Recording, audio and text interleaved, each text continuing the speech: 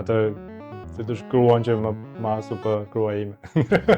Si të thuash, gruan. Atë gruan. Atë ish të dashurën që u bë gruaj. Edhe aty pastaj pata një konflikt. Ka pasur një qëllim pra sabotimi si Silvestri. Se e futur punës s'ka gjetur grua. Nuk është se ju futa punës, po tek puna takova se të shkruan. E them kontekst shaka. Po. Gjeta punë me një restorant italian që menaxhohej nga një kosovar. Domethënë shefi ishte kosovar, kryekamarieri ishte kosovar. Ndihmës kuzhinjeri ishte nga Iraku. Edhe më në fund një kamarier, domethënë ai ishte nga një fshat i Italisë. Po pas ka qenë një italian. Po një italian ishte. Po s'kishte punë as me ushqimin. Vetëm qesirte ushqimin tavolina, ishte italian. Edhe unë si italian. Kur vjen nga restoranti, shko shefu jitsu. Janë dy botë ndryshme kështu. Si të duk sa punon gjermane? Gjermanët, Për shembull në Shqipëri gjithmonë ekziston, janë marrë si shembull i disiplinës, korrektësisë. Disiplinë, korrektësi të pashë kanë gjermanët. Domethënë, po kanë edhe atë që gjermanët marrin një farë kohë për të bërë diçka. Domethënë kur e fillojnë një punë, si më thënë, nuk rrinë të hapen 10 drejtime të ndryshme. Shumë njerëz e fillojnë nga hiçi, bëjnë për shembull një kurs 3 mujore dhe shkojnë direkt në drejtime dhe është komplet, pastaj nuk është vetëm shok kulturor, po është edhe shok profesional që ku erdha. Desha të them, për shembull për gjithë të rinj që duan të largohen nga Shqipëria. Çfarë këshille jep ti duke qenë se e ke përjetuar vetë dhe aktualisht jeton atje? A kanë mundësi ato domethënë që të rinj të zhvillohen në vendin e vet, i këshillon që të përpiqen ta provojnë këtu?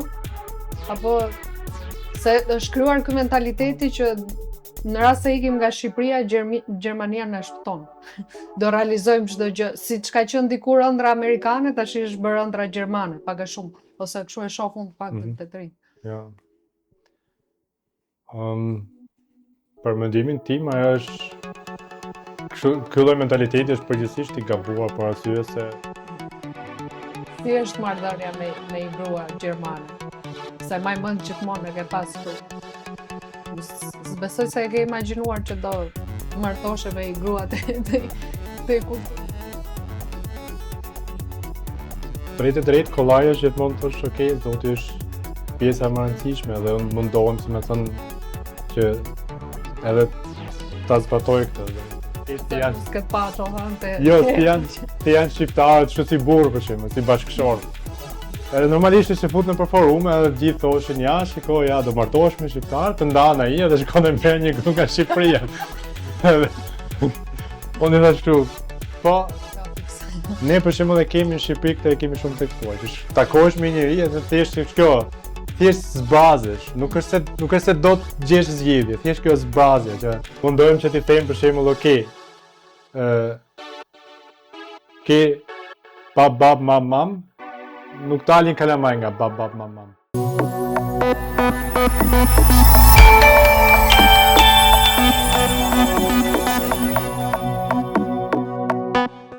Mirë se erdhe, Rolt. Faleminderit, Lorena. Tash, unë e di kush je. Bëj një prezantim të lutem për ato që s'njohin.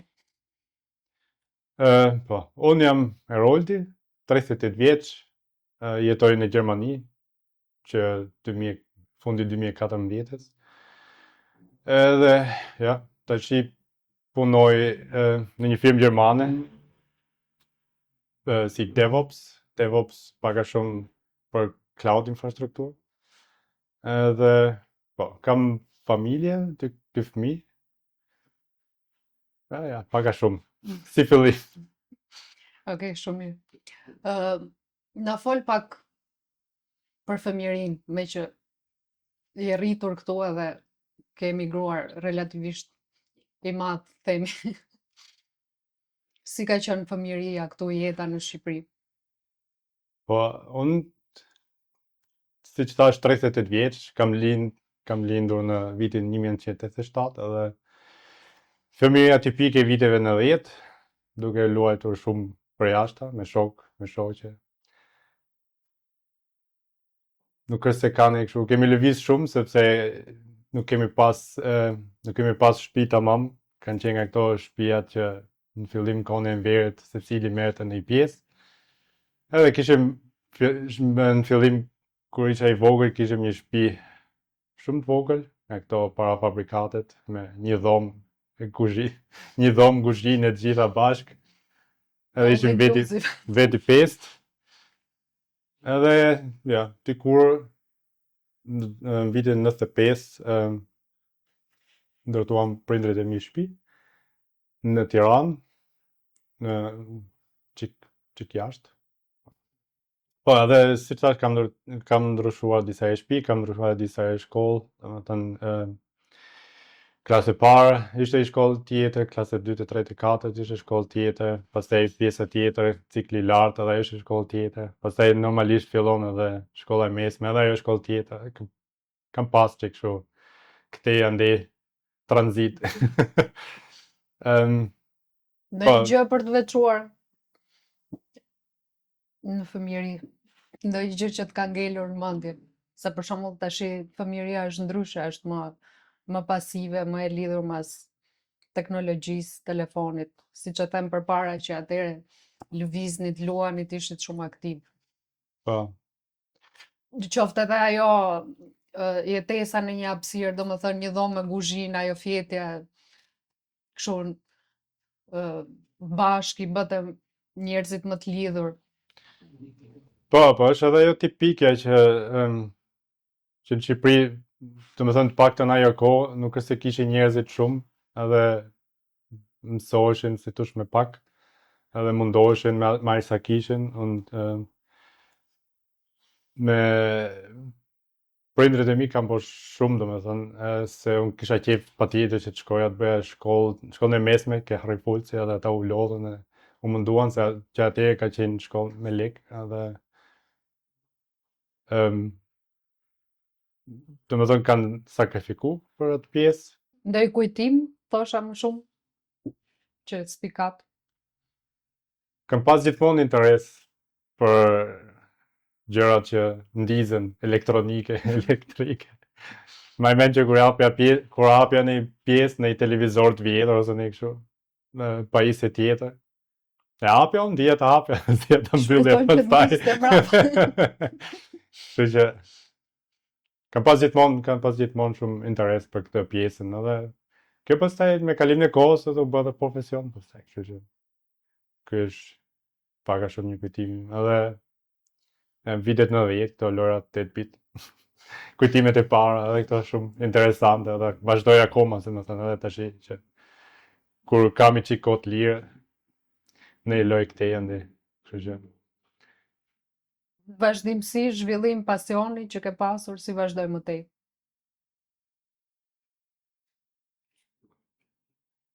Do më thëmë përveç se hapje këto pajisjet elektronike, më pas si vazhdoj zhvillimi profesional, ose ndoqe pasionet që kisha, dëshirat që kisha këtu në Shqipëri? Po, si të thash, shkova ke Fulci, kam studiuar elektronik, edhe aty kam mësuar akoma më shumë, edhe ky pasioni pastaj me kompjuterat, me elektronikën.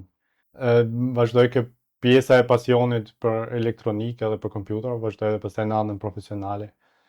Derisa me një farë pike këtu në Shqipëri, takova Albanin. Lejohet ta them Albanin? Po. Të takova pastaj me Albanin, edhe pastaj me Albanin edhe me ty hapëm dyqanin KW Computers. Edhe ishte kohë e bukur, kalom shumë mirë. Mësuam shumë gjëra. Si ishte si eksperiencë, do më thënë, duke qenë se ka qenë biznesi jot i parë, mos gaboj.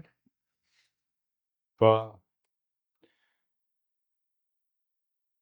Ishte e vështirë, ishte përveç se komplekse.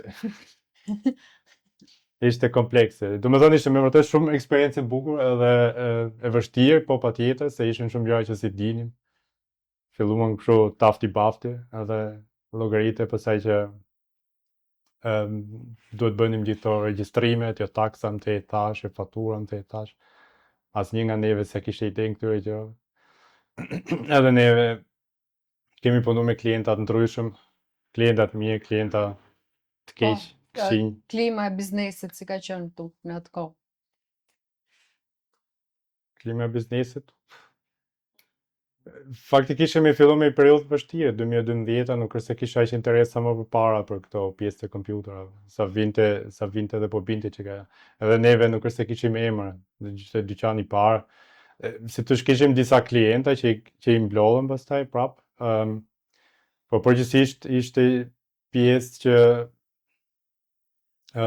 ja, këto reklamat për shembull dhe të gjitha do t'i bënim gjitha nga fillimi, se nuk është se na njihte njëri, kështu që aty i dham, na duhej të jepnim shumë gaz, edhe pjesën e atëherë ishte Facebooku për shembull në fuqi këtu në Shqipëri si rrjet sociale, edhe aty për shembull kemi dhënë shumë gaz gjithkohës me oferta, me Ai ka qenë si platformë kudo në atë kohë. Po. Shqipëri ishte pjesa që na interesonte neve, si Ja. Edhe po edhe aty na ra mundësia që prej Facebookut mblidhnim edhe shumë klienta ngelen edhe shok pastaj që vinë edhe her mas here që dëgjoj për shembull edhe historitë juaja këtu me Alpanin edhe me ty që vinë akoma klienta dhe thonë, që kemi, shoku. Është vërtet. Ja zhndëruar disa miq shumë të mirë. Kështu që edhe është pjesë, domethënë që ka qenë pjesë që zbukuronte atë monotonin. Po, është një pjesë që t'jep kënaqësi për mundin edhe sakrificat që bën. Po. Edhe po, këtu në Shqipëri faktikisht fillova dhe studimet elektronikës në shkollë të lartë tek UPT-ja, ke Universiteti Politeknik. Por komunikacioni ishte komunikimi me profesorët edhe po, përgjithsisht me profesorët ishte për mendimin tim shumë i mangët e nuk t'jepnin as kohë, as mundësi që të merrni çik më shumë informacion, të vrazhët, edhe e humba interesin shpejt, me thënë drejtën, nuk është se më interesonte shumë. Neta për net, ato 3 vjet, po se mbylla pastaj e lash fare. Edhe aty pastaj ishte pak a shumë 1-2 vjet më mbrapa që hapëm dyqanin. Çalonte si sistem në tërësi apo vetëm kjo marrëdhënia përveç marrëdhënies student-pedagog? Po nuk ishte interesante, nuk kishte, domethënë, inovacion, ishin disa gjëra që të mërzitshme, nuk pëlqeu, me thënë drejtën. Unë përgjithësi e kam pas qejf gjithmonë shkollën, nga pak që në fillim, domethënë mësoja me qejf. Edhe me kalimin e kohës u bë çik më ndryshe pastaj, se normalisht llogaritë fillon adoleshenca, kush e ka më menin me ku në shkollë me mësu. Kështu që ishte çik më ndryshe, edhe pastaj shkolla e lartë ja mori çik më tapjet, sidomos prej faktit që erdha nga një shkollë private që kishim mundësi më shumë komunikimi me profesorët edhe lëndët ishin shumë interesante të gjitha, edhe kur kalon këtë sistemin shtetëror pastaj, nuk e di, mase është vetëm shkolla e lartë ashtu, ose mase ishin vetëm këto profesorët që më ranuan. Po ja çalonte nga kjo anë edhe me huma interesin, bora dhe i vit stazh atëherë, që e bëri akoma më jo interesante të gjithë. E zbeu dëshirë më shumë. Kështu që nga ky krah, sërse kisha dhe interes shumë, sidomos në krahun e IT-s, siç kemi punu neve për shembull, nuk është se ishte në rëndësi e madhe shkolla. Rëndësi ka pas gjithmonë pasioni edhe dija në ato drejtim. Dhe sa produktiv je normalisht. Po. Kështu që nuk është se ndoqa më, se ka mundësi këtu në Shqipëri të paktën ka mundësi që me mbyllë, si me thonë, edhe mas disa vjetësh, edhe pse ata thonë gjithmonë, ja, 2-3 vjetë, edhe pastaj je i registruar, mund të shkoj robi ta marrë edhe më vonë, edhe sërse është një rëndësi madhe. Po, unë se kam pa një atë interesin, kështu që lash pas Po, provi. me që jemi në këtë pikë, sa mendon ti se është e rëndësishme, domethënë shkollimi, se është kohët e fundit, njerëzit kanë filluar edhe të bëjnë, ti mshojnë shumë kësaj anës së mësimit autodidakt, ose shohin dhe shumë shembuj suksesi nëpër botë, që thonë që unë kam braktisur shkollën, sistemin shkollor nuk myn punë dhe gjithë jemi bërë milionerë. Si mendon në këtë aspekt? Me kalimin e kohës, ky aspekti i shkollës është zbehur, domethënë. Normal që kur shkon në vend të huaj për shembull, okay, duhet një farë vërtetimi që ti ke aftësi për të bërë X ose Y, por kur je në vend tënd për shembull është çik më ndryshe, se ke mundësi që të tregosh me eksperiencën e punës për shembull që kam bërë 1-2-3 gjëra, kam eksperiencë këtu, di të bëj këto, plus që ke dhe mundësi, okay, ka raste që punëdhënësi për shembull t'jep edhe mundësinë të tregosh veten, okay, unë kam këto aftësi teorikisht, po dua që ti tregoj edhe mund të tregoj edhe unë për shembull, unë shumë nga punët që kam bërë, nuk kam pas lidhje fare me këtë pjesë. Kam bërë edhe designer për shembull. Duke mësuar nga zero, duke mësuar me YouTube, me Google, që në atë kohë faktikisht ka qenë YouTube më shumë, por më shumë Google-i, edhe kjo tipikja trial and error, provon edhe shofësh çfarë dali. Ka qenë interesante, kohë interesante, por atë punë duhet të ketë njeriu edhe një farë strukturë orientuese. Jo, kjo fryma, do të ketë këtë frymën të frymëzimin, po, do të ketë frymëzimin, se normalisht jo të gjithë janë artista. Se vizatova unë një pemë me i flet, nuk është se jam Picasso, kështu që normalisht ajo është interesante, po okay, duke qenë se jam më shumë në krahun teknik, unë kam mundu kur bëja dizajn në shifja që okay, mund ta bëj këtë, po se tush unë rrikt brenda kësaj kutisë, nuk di dal dot se nuk jam për këtë punë. Kështu që ka qenë eksperiencë interesante që pak a shumë t'japin çik më shumë vetbesim? Jo vetbesim, po që të njohësh veten, ku e ke kufirin, se tash nuk i bën dot gjitha, është normale. Kështu që ka qenë eksperjenca të mira për jetën, si më thëmë. Ku ishte pyetja? Ja, kalojmë. Okay, e morëm vesh zhvillimin aty, pastaj vendose të emigrosh? Domethënë, po ndjen ndonjë mangësi, ndonjë mungesë realizimi nga pritshmëritë që kishe vendosur vetes? Po normalisht në gjithmonë ajo që vjen një farë moshë, si më thënë, edhe njeriu e ka planifikuar. Dikur për shembull ka thënë, okay, deri në këtë moshë dua të kem bërë këtë, deri në atë moshë duhet të kem bërë atë. Edhe unë isha me një farë moshë, domethënë, më duket se ishte 27 vjeç.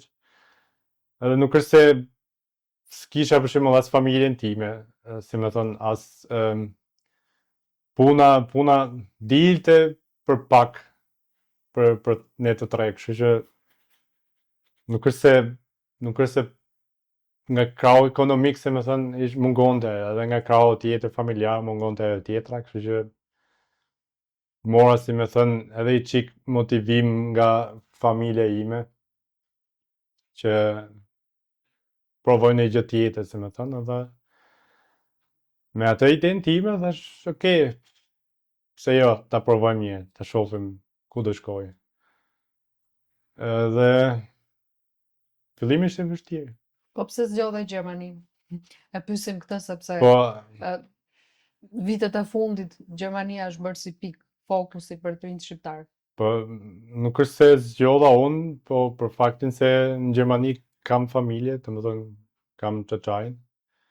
Edhe i ofrua, si më thënë, që të më mbaj për një farë kohë, se tash me këto kondicione që kemi ne këtu në Shqipëri, domethënë ose më saktë që kishim më përpara këtu në Shqipëri, rrogë mesatare tek 200-300 euro. Nuk kemi pas atë mundësi, se më thënë, që me mbajt veten me çmimet që kanë qenë atëherë në Gjermani, domethënë ka qenë një ndryshim, një disnivel shumë i madh. Domethënë sa vjene po zvoglohet faktikisht, siç e vemret, sidomos në disa fusha, jo në të gjitha fushat, po në disa fusha, domethënë kanë ndryshime shumë më të vogla se sa në disa fusha tjera. Edhe për këtij fakti që kisha familje atje, domethënë ishte Gjermania si zgjedhje, si objektiv synim. Okej. Si u përballen në fillim, domethënë vështirësitë që hase, sfidat, sa i pranuar u ndjeve atje? Sistemi arsimor, a tu vlerësua gjithë kjo përpjekje ose formim që kisha marrë këtu, apo tu desh ta rifilloja nga e para? Na i shpjego pak më në detaj. Fillimi është i vështirë, për arsye se sado që je për shembull tek familja jote, prap je i huaj. Edhe janë njerëz që pak a shumë nuk njohin. Çaçai kishte qenë vitet 90 atëherë që kishte shkuar në Gjermani, domethënë mbi 20 vjet. Edhe unë e njihja me aq sa vinte për shembull për pushime, sillte në gjë, më bëi qefi se mi. Si gjithë. Edhe normalisht nuk është se njihja, edhe nuk është se më njihte, edhe kishim her mas here në një tip konflikti. Edhe për ndryshimet kulturore, le të them. Kulturore, se edhe ata normalisht kur jetoni fare kohë atje merr një farë sjellje tjetër, kështu që normalisht ndryshon ajo. Edhe kishim këtu aty kishim disa konflikte, po plus që edhe ajo që duke qenë se je atje, je mik, nuk je tamam i shtëpisë, edhe nuk është se kisha mundësinë edhe bëja shumë gjëra, edhe gjëra më banale, për shembull për skujt një vezë, vinte gnusja xhajas gjithmonë, jo se ta bëj unë, që mos, nuk e di tash ç'ai ishte, mase ishte kjo mos më prek kuzhinën, është e imja, ose nuk e di ç'ai ishte. Gratë fanatike në kuzhinë. Ose në gjë tjetër, nuk e di, po se tush ishte çik si pjesë e vështirë, plus që edhe duke qenë se jam musliman, edhe kjo pjesa e mishiterit për shembull, është edhe temë që është edhe akoma sot për shembull që diskutohet, okay, pse nuk e ha, ose i them fëmijëve edhe sot për shembull mos e ha gjë tjetër, se ke plot alternativa, edhe prap bie për shembull me vjerën, me bjerën, ose kështu. Që po pse nuk e hani, pse më the thash, bla bla, domethënë janë akoma gjëra që vazhdojnë edhe sot. Edhe pastaj fillova kursin e gjuhës. Unë dija pak gjermanisht, se kam bërë në shkollë mesme, se plani ishte që mas shkollës mesme shkoja direkt në Gjermani. Prandaj si duket ishte edhe ajo si shtys, mbase ishte edhe kjo pjesë që okay, e dështova planin e Gjermanisë atëherë, ta provoj një herë tash. Kështu që edhe ajo mbase ka qenë një ekstra shtys, si me thënë. Edhe kurse gjuhës ishte interesant. Plus që normalisht kisha aty edhe të huaj nga shtete tjera, domethënë ke atë të mirën që kur ke gjithë të shtetet tjera, domethënë nuk ndihesh si nuk ndihesh tamam si huaj, se ishe bashkë me të huaj tjerë. Ishe mes të huajve, i huaj mes të huajve. Edhe, domethënë kisha edhe të mundësinë për të njoftë edhe disa kultura tjera, si komunikojnë njerëzit me njëri tjetrin. Sa gjëra interesante, për shembull, se kisha muhabet për shembull shumë me një gocë nga Maroko ose kështu. Ishte me shami.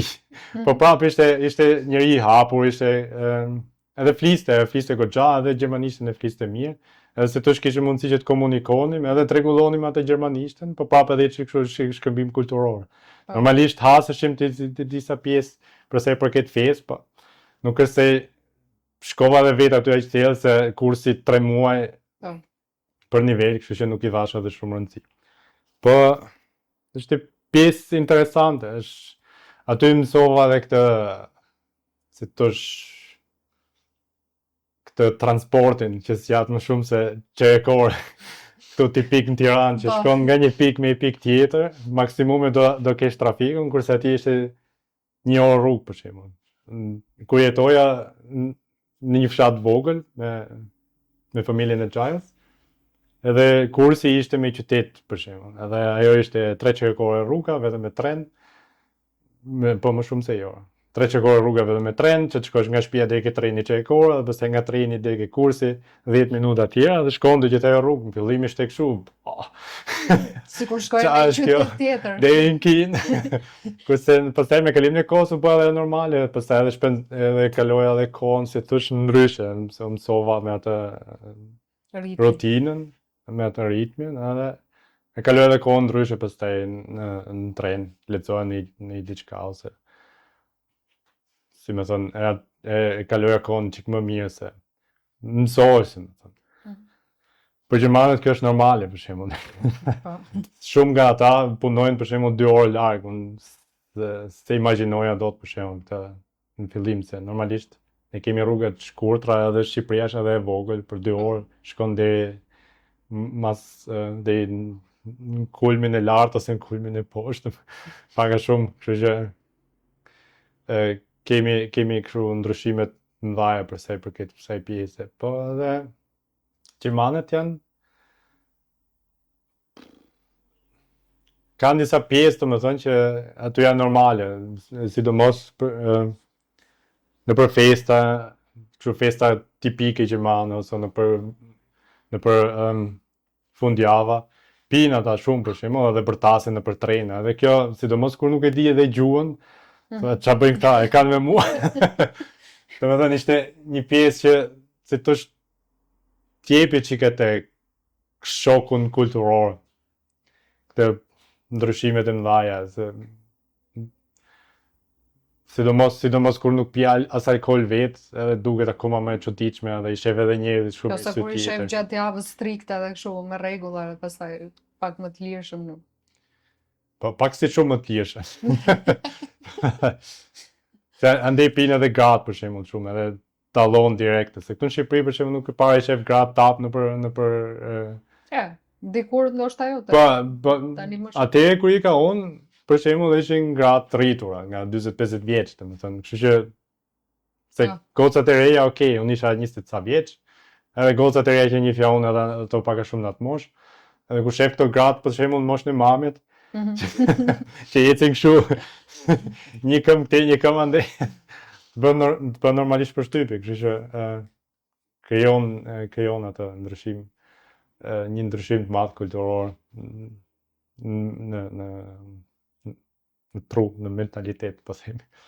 Po vetë si u ndjeve në kuptimin përveç këtij shokut kulturor, domethënë sa kohë tu desh që të ndihesh disi i pranuar, le të themi? Po, nuk është se jam tjerë në jo i pranuar, po normalisht është shtet tjetër, gjuhë tjetër, edhe mund të flasësh me anglisht për shembull me një gjermane, sidomos rinia nuk e ka problem. Domethënë të flasin anglisht, të flasin edhe relativisht mirë, që nuk është ndonjë problem i madh, po është thjesht ajo ideja, sidomos kur do t'integrohesh vetë, që thua, okay, ta provoj në gjermanisht, edhe prapë ngeci çik, edhe ndihesh çik si keq. Normalisht një gjermani nuk është se i bën një ndryshim të madh, nëse ti ngec me një fjali, ose ose nuk ngec, domethënë nuk është ndonjë problem i madh, se edhe ata ndihmojnë vetë, për shembull, ta thonë okay këtë fjalën, ta thonë edhe një herë, kështu që nuk është ndonjë problem. Janë tolerant në këtë aspekt. Po, për këtë nuk kam pas asnjë problem. Edhe ndihmojnë, sidomos kur fillova shkollën, për shembull, shkollën e lartë, kishte plot, po pjesa më e madhe normalisht ishin gjerman. Edhe komunikon me ata, edhe kur i thua në fjalë në anglisht, edhe i thua, okay, si i thuat kjo në gjermanisht, edhe të ndihmojnë ata, edhe për këtë pjesë, po edhe për këto, për lëndët, për shembull, janë, gjermanët kanë atë të mirë që edhe në punë, siç jam tash, për shembull, nëse keni pyetje një diçka, mundohen e marrin një çikon, nuk është se thonë u ik më lërat.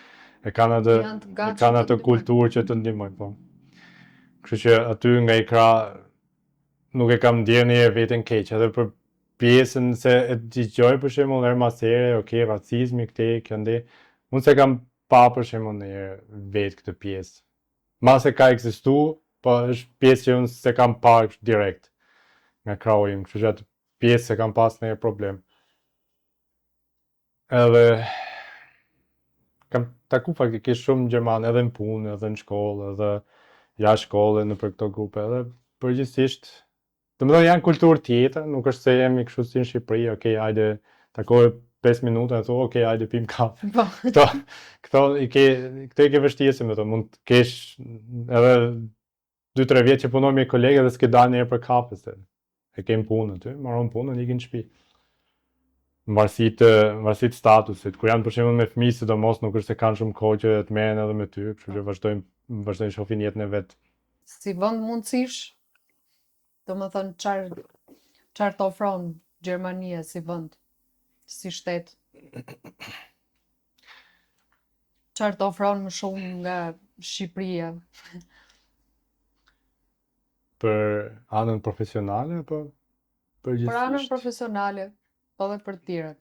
Se një person kur vendos që të emigrojë, normalisht shef anën profesionale, po shef edhe stilin e jetesës, shef edhe... Me thënë drejtën atë pjesë se kam pas në kështu si përparësi. Ideja ime ishte që të marroja shkollën edhe pastaj duke bose, me thënë, edhe nuk e kisha si të përjashtuar që do kthehesh në Shqipëri. Kështu që nga i krah nuk e kam pas si fillim, po kur e shoh kështu në retrospektiv, kur e shoh, domethënë për sa kohë kam atje, edhe gjithë këto eksperienca që kam kalu, paktën nuk është se kam pas shumë probleme për sa i përket pjesës punës. Tash nuk kanë qenë gjithë eksperienca kështu super, sidomos gjatë kohës shkollës kap çat dalë, se normalisht rëndësi ka që të kesh një lek në xhep që të pagush qiranë e konviktit, edhe tash se aq e shkolla, se atë ka të mirë për shembull në Gjermani që e kanë shkollën me kosto jashtëzakonisht ulët. Domethënë në kohën që isha unë atje, fillova në 2015-ën, paguonin për semestër paga shumë këtë 200-250 euro, që nuk e maj me të malë. Po mrena të çmimit kishim edhe biletën e tramit brenda qytetit. Më dhëna ishte ndim shumë e madhe, se vetëm ajo kushton dhe 60 euro në muaj, të më thënë llogaritë vetë që 66, shkon dhe direkt 360 euro, të më thënë atë e kishe direkt brenda këtij çmimit. Plus që mund të përdori bibliotekën, mund të përdori sallën e kompjuterave, mund të përdori 1, 2, 3, 4, 5 mundësira që t'jeptin ata për shembull ke shkolla. Edhe ishte më vërtet shumë e mirë. Edhe shkolla kishte kushte të mira, domethënë kishte salla të mëdha, ndimër ishte ngrohtë, verë ishte freskët, se në krahasim këtu për shembull është komplet ndryshe. Këtu mbaj mend për shembull që në mes dimrit ke aula më e madhe që ishte aty tek Universiteti Politeknik, ishte ndritare të sy, edhe fusë gjithë era ftohtë, futej brenda, edhe gjithë me xhupa, edhe mbështilleshin fort që të rrishim ngrohtë, vishini, me njëri tjetrit. Edhe ishte pjesë që demoralizonte, kur vjen nga krahu tjetër edhe shef këtë për shembull, wow, çfarë ndryshimi, duke sigurisht vetja në shkollë private këtu në Shqipëri, domethënë ishte pjesë e madhe. Edhe gjithë to, edhe si që tash, me qenë se njerëzit mundohen, të me thënë, nuk është se të ndihmojnë nga fillimi deri në fund, po të paktën marrë një farë kohë edhe të shpjegojnë nëse ke për shembull një bllokim ose një mungesë njohurish. Edhe kisha për shembull atë të mirë që shkoja ke profesori masi marronte ora mësimit dhe i thoshte, "Ok, kam këtë problem 1 2 3 4." Thoshte ai të jepte të paktën një pikë reference që të kapesh edhe të vazhdoj këtë pjesën, që edhe këtu për shembull nuk e kam përjetuar. Edhe shkolla për shembull, siç thash, është pjesë e madhe që ishte ndryshim shumë i madh. Edhe në krahasim me këtë shkollën private që pra këtu. Normalisht ishte pjesa e gjuhës që ishte barrierë. Për shembull, semestrin e dytë harrova të regjistrohesh për provimet. Kështu që semestri i dytë vera ime ishte qep. Pushimet gjata. Kështu që s'kisha asnjë provim për të pasur. Kështu që okay. Hyra punës, domethënë, se atë punoja kamarier me një lokal. Takova edhe se tush atë e njofta edhe atë se tush gruan që më masu për grua ime. Si të thuash, gruan. Atë gruan. Atë ish të dashurën që u bë gruaja. Edhe se tush aty pastaj pata një konflikt. Ka pasur një qëllim pra sabotimi i semestrit. Se e futur punës, s'ka gjetur gruan. Jo, nuk është se ju futa punës, po tek puna takova se të shkruan. E them kontekst shaka. Po. E po edhe pastaj pata një problem aty ke restoranti, pata një problem atë shefin edhe fluturova në restorant. Po problem gjuhë edhe kë? Jo, ai faktikisht nuk ishte problem gjuhë. Kjo pjesë nuk hymne. Semestri i parë gjeta punë me një restorant italian që menaxhohej nga një kosovar. Domethënë shefi ishte kosovar, kryekamarieri ishte kosovar, ndihmës kuzhinieri ishte nga Iraku. Edhe më në fund një kamarier, domethënë ai ishte nga një fshat i Italisë. Po pas ka qenë italian. Po një italian ishte. Po s'kishte punë as me ushqimin. Vetëm që sillte ushqimin tavolina, ishte italian. Edhe unë si italian. Faktikisht që kisha çik njohin italisht, ndihmonte edhe ajo se shkoi për shembull ke klienti, thoshte danke, prego, më thehet fash. Çiksin italisht, edhe aty bëhet shefi se gjermanët kanë një si tip simpatie shumë të madhe për italianët, për sa i përket kësaj pjese. Nuk e di nga vjen, po e kanë këtë. Po, e kanë, se më thonë, shumë të fortë këtë. Kishte edhe për shembull gjerman vinin aty, vendin sikur flisnin italisht. Yes. Nëse ishte eksperiencë e mirë për mua, për arsye se duke qenë se mund të merja rrogë tani, kisha mundësi që të dilja nga shtëpia e xhajes. Edhe aty pastaj gjeta një dhomë konvikti edhe kisha mundësinë domethënë që të rija komplet, se thosh nga kjo pjesë isha komplet i pavarur. Edhe ishte stimul shumë i madh dhe si thosh nga brenda që okay, tash ka mundësi të bëj 1 2 3 gjëra. Edhe ishte mësim i mirë për mua për faktin se aty s'kishte më mamje, s'kishte më nuse xhajes, s'kishte më i blem këtu, i blem aty kishte, do gatush vet, do blesh vet, do hash vet, do lahesh, më të tash gjithë. Edhe aty mësova si gatuhet, si lahen rrobat.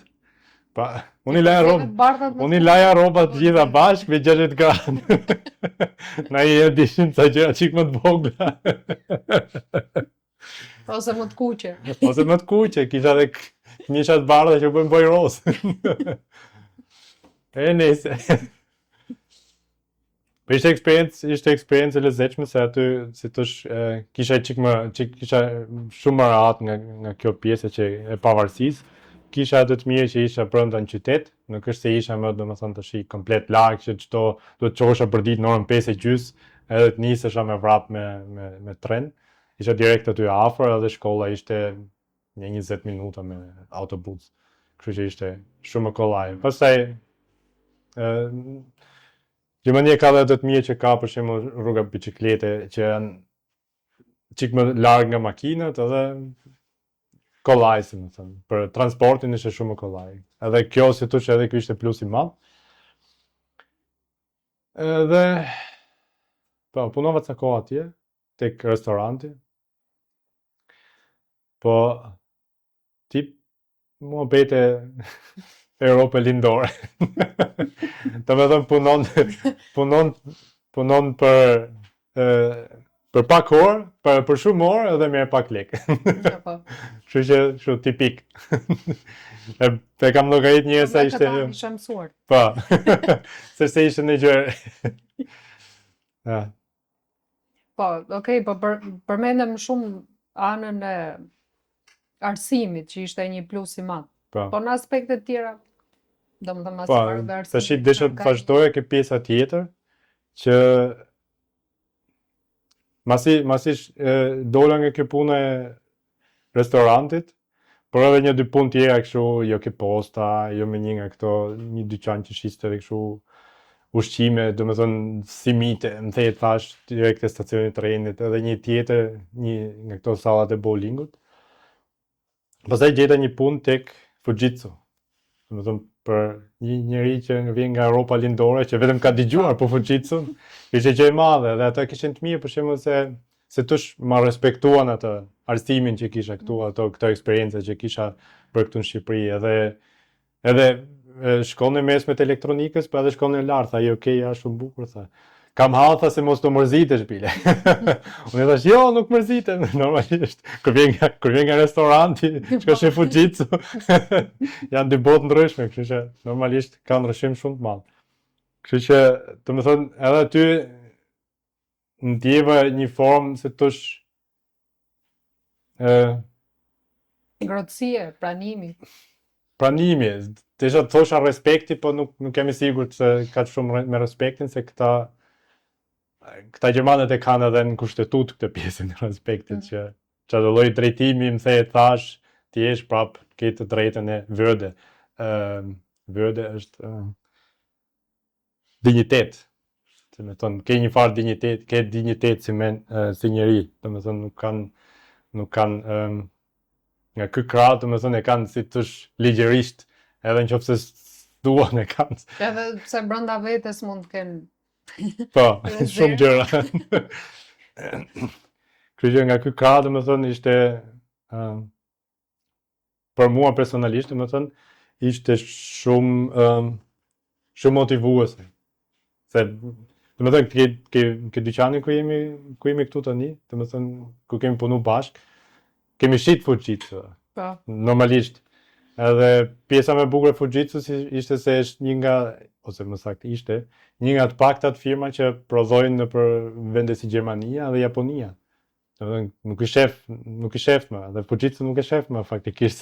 Edhe Fujitsu nga i krah ka falimentuar dhe kanë mbyllur edhe në Gjermani kanë mbyllur shumë fabrika, kështu që ja, do të thënë ka dhe ato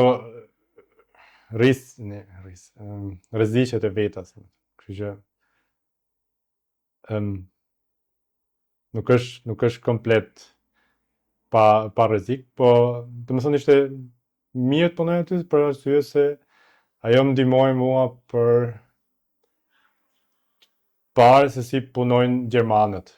Do të thënë në kulturë pune, një kulturë pune ndryshe. Kulturë pune, po kulturë pune me i farë niveli çik më të lartë, se tash punoja edhe ke këto, jo cateringje, këto gjëra, po normalisht aty është kaos, bëhet fjalë me nxjerr ushqimin shpejt që të jetë i ngrohtë ose kështu, kjo gjë është të krahasueshme. Kurse aty për shembull bëhet fjalë, okay, dokumentacioni, si e bën këto, ke hapa të caktuara për të bërë një diçka. Kështu që edhe aty ndihmon ajo goxha, por se mësova shumë se si punojnë gjermanët, edhe në kushte zyre. Kështu që nga i krah, për shembull, normalisht kjo është eksperienca ime. nuk është të thonë që të eksperiencë gjithë, ndryshe. po, nuk është të thonë që të gjithë të kenë Edhe si të duk experience. se punojnë Gjermanët? Kur tha? Si të duk se punojnë Gjermanët? Për Gjermanët, shembull në Shqipëri gjithmonë ekzistojnë, janë marrë si shembull i disiplinës, korrektësisë. Disiplinë, korrektësi, të pash që kanë Gjermanët. Domethënë, po kanë edhe atë që Gjermanët marrin një farë kohë për të bërë diçka. Domethënë kur e fillojnë një punë, si më thënë, nuk rrinë të hapen 10 drejtime të ndryshme, po thonë okay, do marroj këtë punën, edhe pastaj vazhdojmë këtë punën tjetër. Të paktën aty ku isha në Një fillim tek proces që e Fujitsu. nisin e çojnë në fund, pastaj fillojnë me një tjetër. Po këtë po, varësia edhe sa i madh është procesi normalisht. Po përgjithsisht këtë të mirë e kishin që të paktën ke Fujitsu ku po them mund të shih se kam pas edhe eksperjenca të tjera, por këtu kishin të mirë që ajo firmë stabilizuar, domethënë, se nuk e di tash se sa vite, se s'm kujtohet më tash, po që kanë, si më thënë, themele të forta në pjesën e elektronikës. Ata merrnin se të shkohen për gjitha këto proceset, i mbaronin në mënyrë sa më të mjaftuar, dokumentacioni perfekt, po themi. Kështu që nga ky krah edhe unë mësova edhe vetë, edhe se më duhet për shembull edhe të shkruaja raporte. Gjëra që për shembull si kam bënë këtu, si do me qenë, edhe analiza për shembull. Kështu që edhe ajo është e rëndësishme, domethënë nuk ishte punë me nivel, po themi, tullet, po ishte punë me nivel më të lartë që ke përgjegjësi për disa gjëra ndryshme. Dhe e bukura ishte se unë punoja ke departamenti ODMD, Optical Devices, Monitors, mouse, periferike, mouse të tastiera, monitore, këto optical drive, këto CD, DVD, Blu-ray, më dhe thash. Edhe pse unë isha vetëm një student që punoja domethënë tek Fujitsu, kisha mundësinë që nëpërmjet këtyre testeve që bëja unë që thoja okay, ky produkt është inferior ose është ashtu siç e presim neve, domethënë edhe kjo ndihmonte shumë se domethënë kur del një produkt, një linjë e re, edhe thosh shiko, këtë e kam bëu. Domethënë e kam bëu. Po mos kishte qenë unë, s'kishte dalë kjo. Kështu që edhe ajo domethënë ishte eksperiencë e bukur, gjëra që më thënë nuk i ke gjithandej, ishte me vërtet shumë interesante. Edhe punoja me qejf, edhe pse kishte raste që ishte punë e mërzitshme, se të shih mund të kemi testu për shembull nga një monitor, mund të kemi testu 10 revizione të ndryshme, vini farë kohë që ishte boz. Po prap ishte punë e bukur, se ishte punë interesante dhe nuk mërzitesh se vinin produkte të reja her mas here. Edhe mouse për shembull, komplet kështu, thotë okay, kë mouse i mërzitshëm. Po ka për shembull qindra hapa ndryshme, do të testosh këtë, do të testosh atë, si është feeling, ergonomi, si është. Është një produkt që njerëzit e shohin si diçka të thjeshtë, po kur e shef nga procesi i punës që bëhet, ka më shumë se aq. Po, komplet i mërzitshëm, po janë sidomos për firmat e mëdha, atë kushton jashtëzakonisht edhe shumë rëndësi këtyre certifikimeve të Windows Drive. Domethënë që kur të instalosh ti pajisjen, ke atë stampën, që është Windows approved. Kështu që edhe ajo janë gjëra domethënë që janë interesante, dhe ata i kushtojnë edhe jashtëzakonisht shumë rëndësi certifikimeve, këtyre guidelines, udhëzimeve.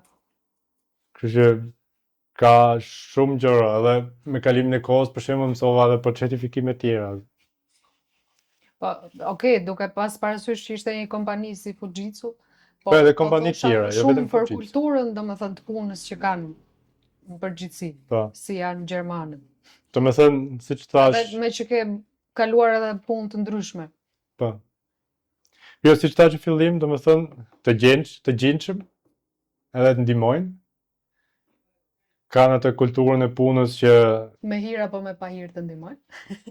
jo, Apo e shef kur që e punon, jo, bëjnë me dëshirë. kur punon, kur e kanë kohën, domethënë thotë, ok, e kam kohë tash, kur s'kan kohë, thotë, ok, s'kam kohë tash. Domethënë e kam përvetësuar edhe vetë, domethënë se kam edhe që puna që kam tash, për shembull, kam një junior direkt poshtë meje edhe ajo shkreta vjen se s'di ku të shkoj dhe thotë, ke kohë tash.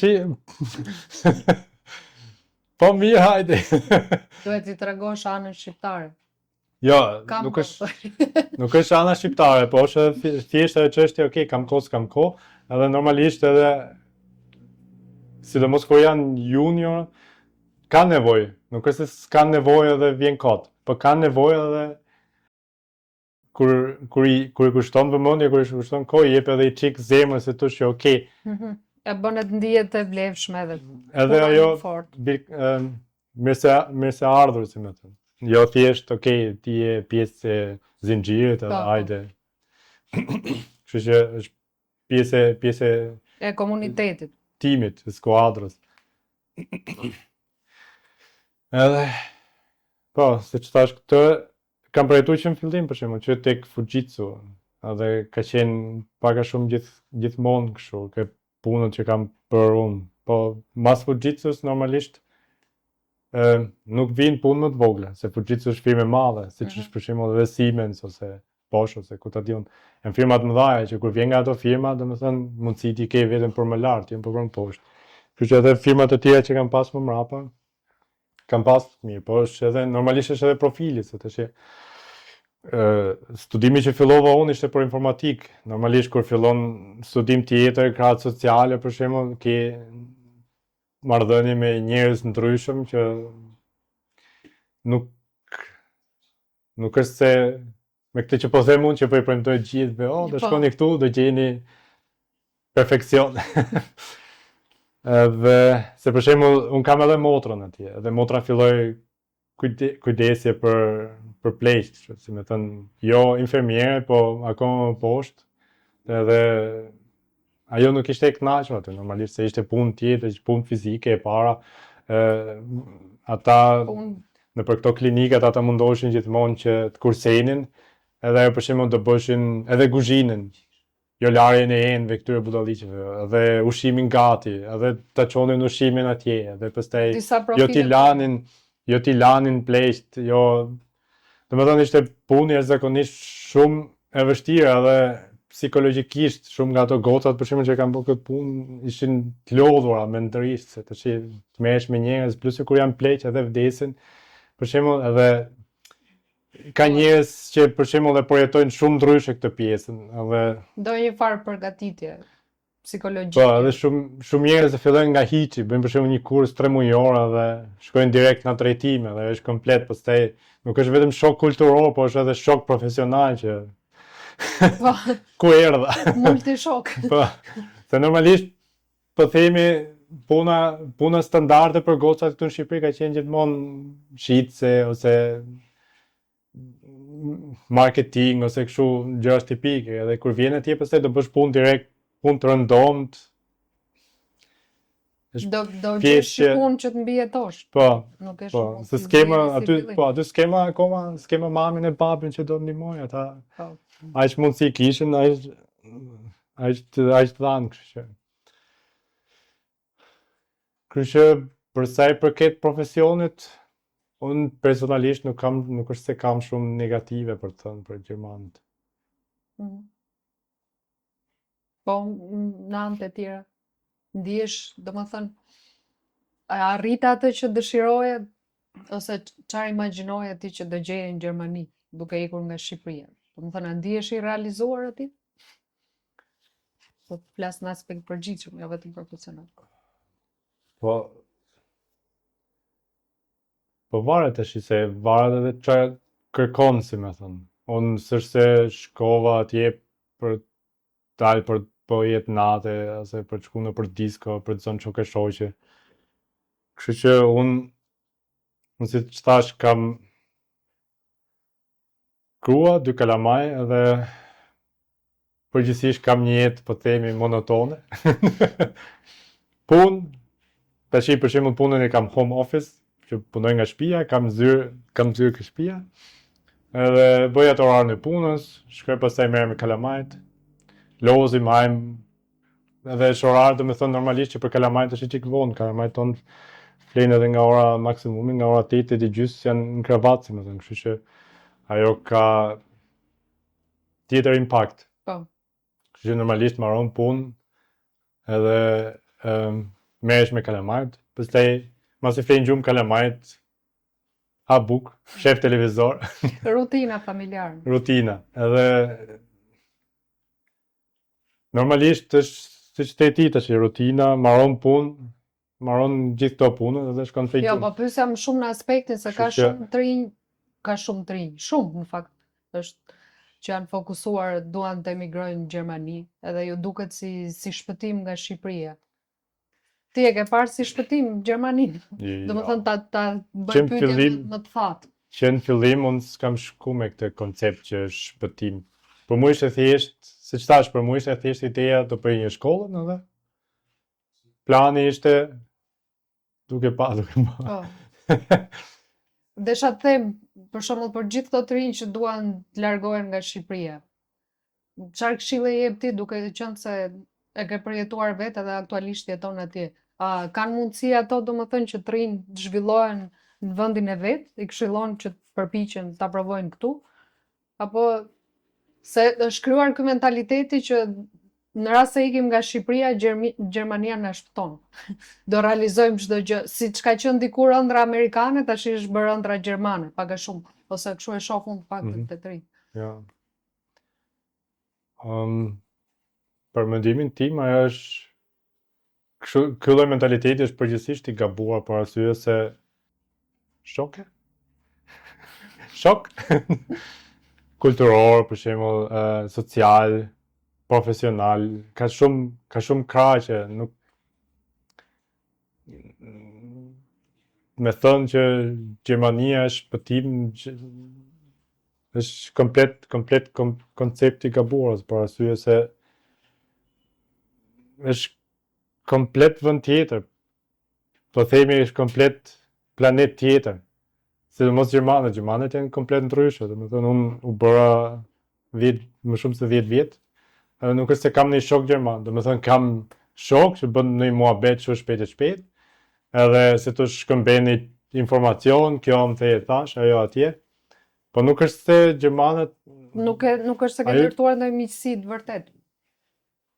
Me Gjermanë, jo. Edhe një shok që kam atje është nga Bullgaria, kështu që është dora jonë, si më thënë.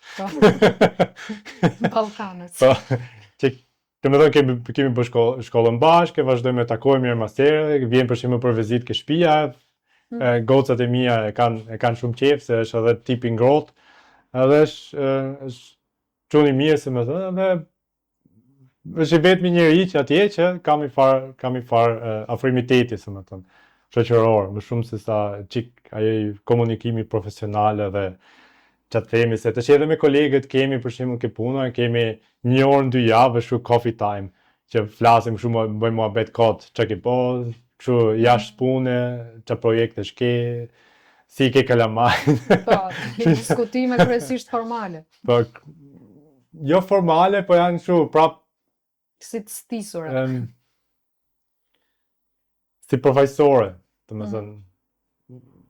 Edhe për shembull ishte ke puna që bëj tash, për shembull, ishte edhe një gotë që punonte atje, edhe bëm muhabet kështu kote, pra se nuk e di se çfarë përmendë diçka familjare, edhe ajo ishte direkt kështu, oh, too much information.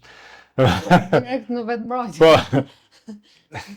Domethënë muhabeti që për Shqipërinë i bën mas gjysore kafe.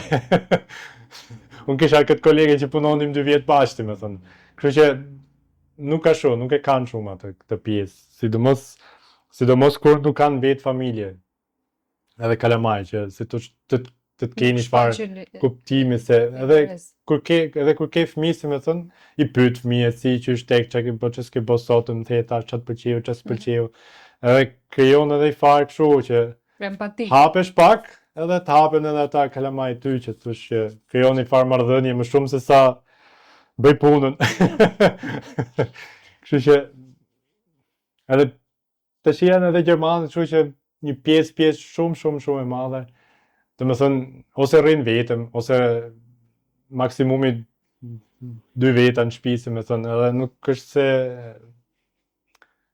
se e krijojnë këtë marrëdhënie, me thënë, edhe me njëri tjetrën prapë janë kështu relativisht të ndarë, me thënë, edhe kur ishte për shembull edhe nga krahu ekonomik, për shembull.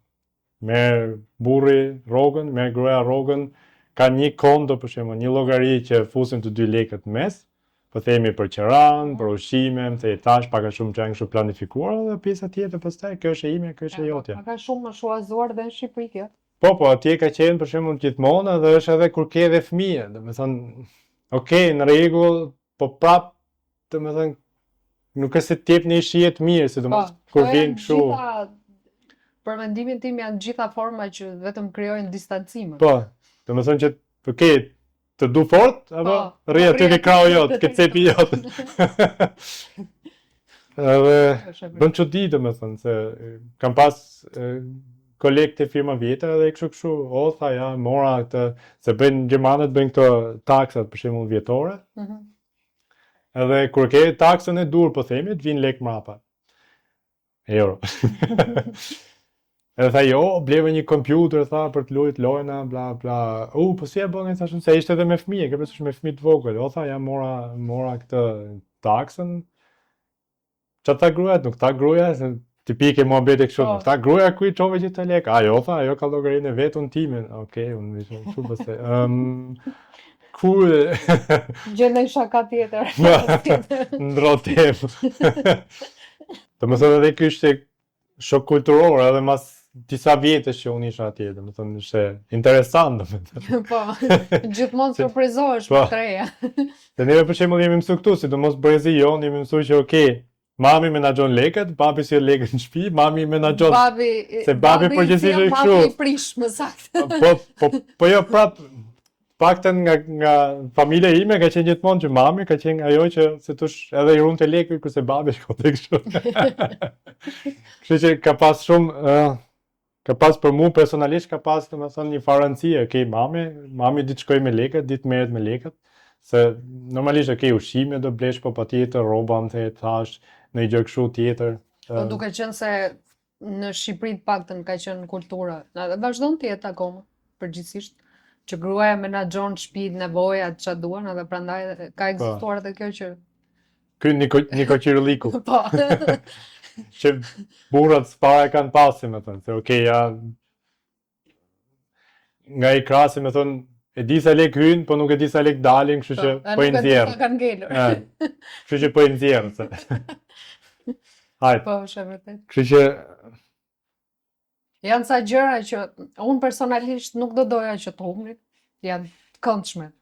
Patjetër, diskutohet. Se e shoh edhe vetë. Se ka ardhur. E shoh edhe vetë, edhe në shtëpi për shembull. Nusja ime se ka atë, Niko Qiriliku.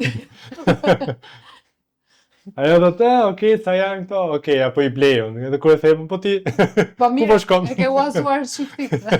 Patë. Po tash jo njëri ja tjetri. Kanë gjitha krahët, nuk po. Kështu që po me që dole ke nusja. Si është marrëdhënia me një grua gjermane? Se maj mend gjithmonë e ke pas kështu. S'besoj se e ke imagjinuar që do martoshe me një grua të kulture tjetër. Është interesante. Normalisht janë ndryshimet kulturore, diskutohet fare, domethënë gjermanët janë ndryshe, siç thash deri tash, domethënë, po gruaja ime punon në sektorin social. Kështu që llogarit që nuk është se është nga këto që janë kështu rri larg. Është nga këto njerëzit që kanë më shumë empati, që të afrohesh me njerëz, plus që edhe rrethi shoqëror që ka pas gjithmonë ajo ka qenë edhe me njerëz edhe nga shumë vende të botës, për shembull, një shoqe shumë e mirë për shembull është braziliane ose afrikan për shembull, edhe tek familja Taja e vet për shembull ishte martuar me një afrikan, kështu që këto shkëmbimet kulturore kanë qenë për shembull për atë. Kështu që nuk është se ishte, domethënë, okay, edhe për atë ishte çik kjo okay shqiptar, edhe u fut edhe në internet për shembull, ka thënë një atë në fillim Nuk e njifte Shqipërinë? Jo, e njifte Shqipërinë, po nuk njifte si të shqiptarët, si shqiptar, edhe ishte futur edhe në internet me një forum për shembull, duke kërkuar në Google, okay, si janë. Shpresoj s'ke pa ato hante. Jo, si janë shqiptarët, kështu si burr për shembull, si bashkëshort. Edhe normalisht ishte fut në për forum, edhe gjithë thoshin, ja, shiko, ja, do martohesh me shqiptar, të ndan ai edhe shkon e merr një grup nga Shqipëria. Unë i thash kështu, po, ndodh shpesh. Si tash, faktikisht ashtu është e vërteta për shumë raste, nuk është se është raste, janë raste të veçanta, për shumë raste janë kështu për shembull, sidomos marrin letrat për shembull, edhe thonë, okay, çys, mirupafshim, edhe kthehen për shembull në Shqipëri ose në Kosovë, se tash në Shqipëri, në Gjermani atje është albana, edhe për shqiptar, edhe për kosovar, se tash i fusin me i thes. Për mu personalisht është e gabuar, por arsye se edhe neve jemi kultura ndryshme, edhe pse, okay, shqipe, më thash, janë dy kultura komplet ndryshme, edhe unë mundohem që kur thonë për shembull, okay, Kosovo albana, domethënë shqiptar nga Kosova, i themun, okay, është e njëjta gjë, i themun siç thosh Gjerman, Austriak, janë dy kultura komplet ndryshme që nuk i ngatrondet me njëra tjetrën edhe janë njerëz ndryshëm. Domethënë është e vërtetë, nuk është se është në një gjë kështu që po e them unë tash. Kështu që ka të bëjë edhe brenda Shqipërisë ke kultura komplet që janë ndryshme nga njëra tjetra, edhe pse Shqipëria është kaq e vogël, kështu që është, domethënë ti përgjithsosh njerëzit është zakonisht gabim, se më thonë. Kështu që shpresoj që mos jetë era e parë që ropte një gjë.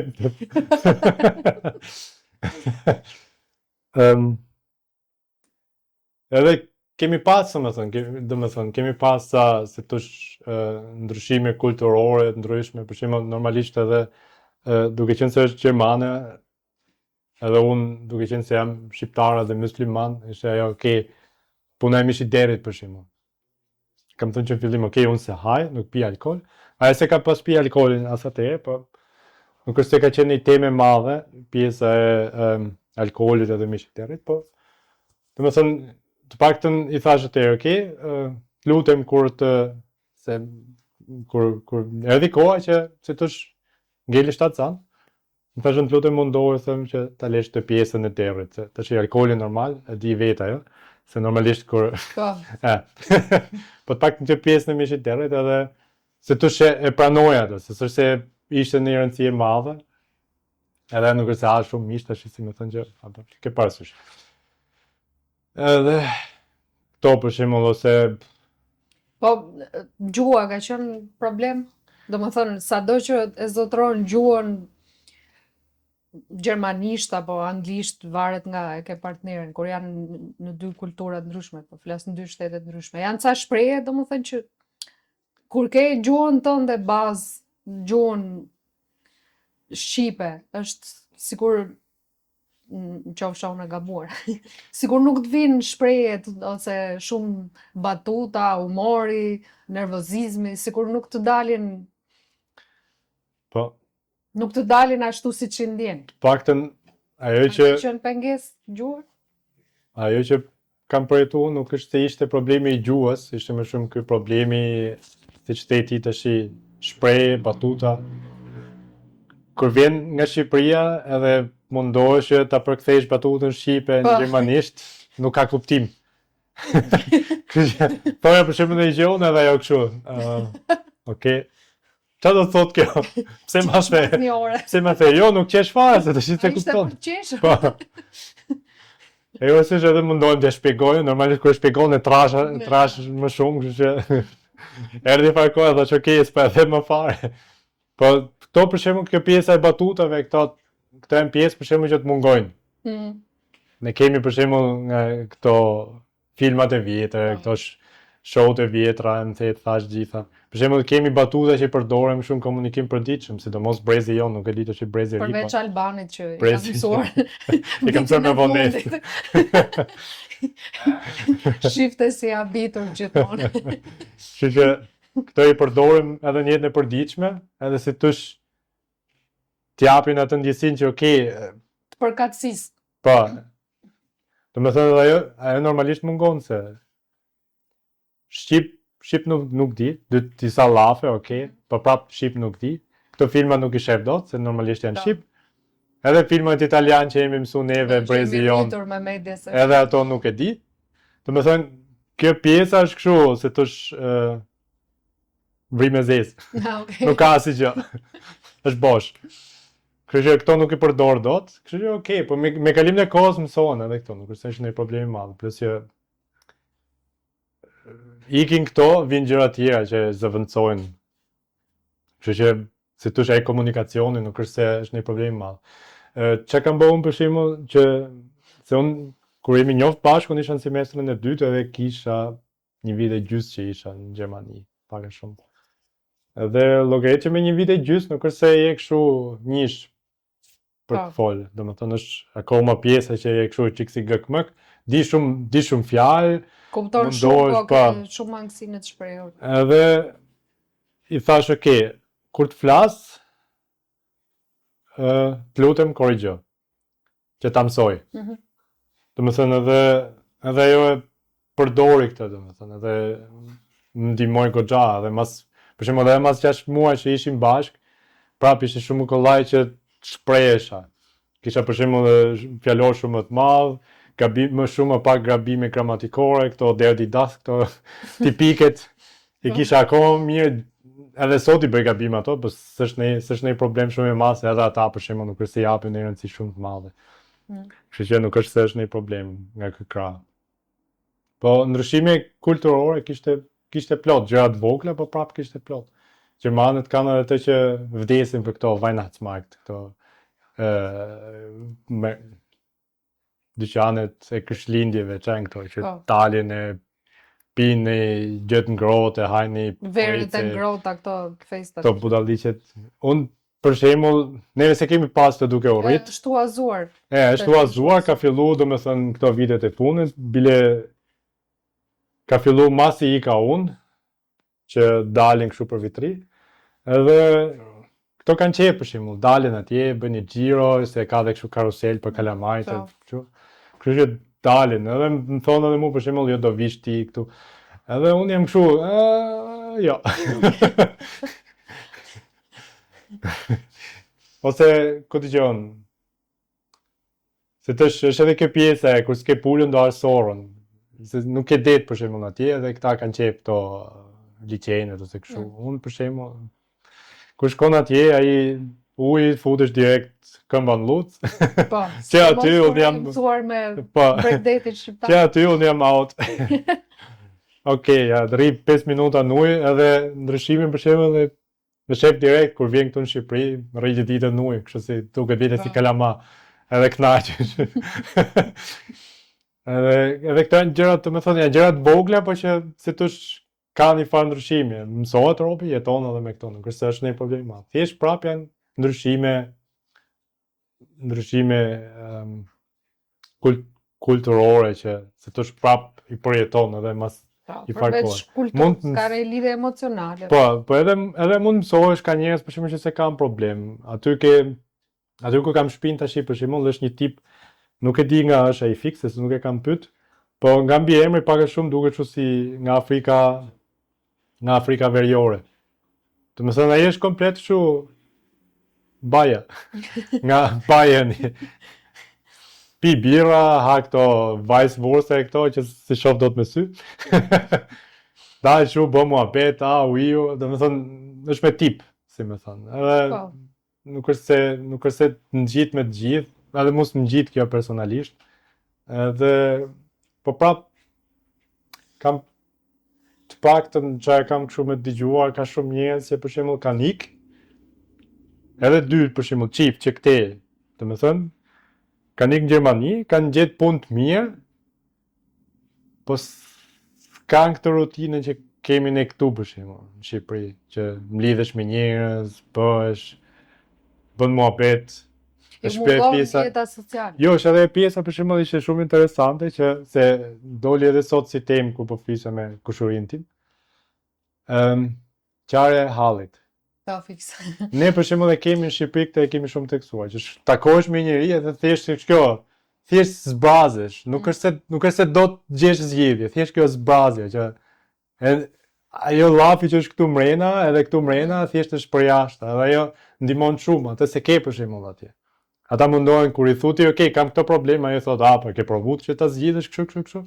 Po, se të rekomandojnë në psikologë terapi. Po nuk janë gjitha 1+1 paras me 2. Po.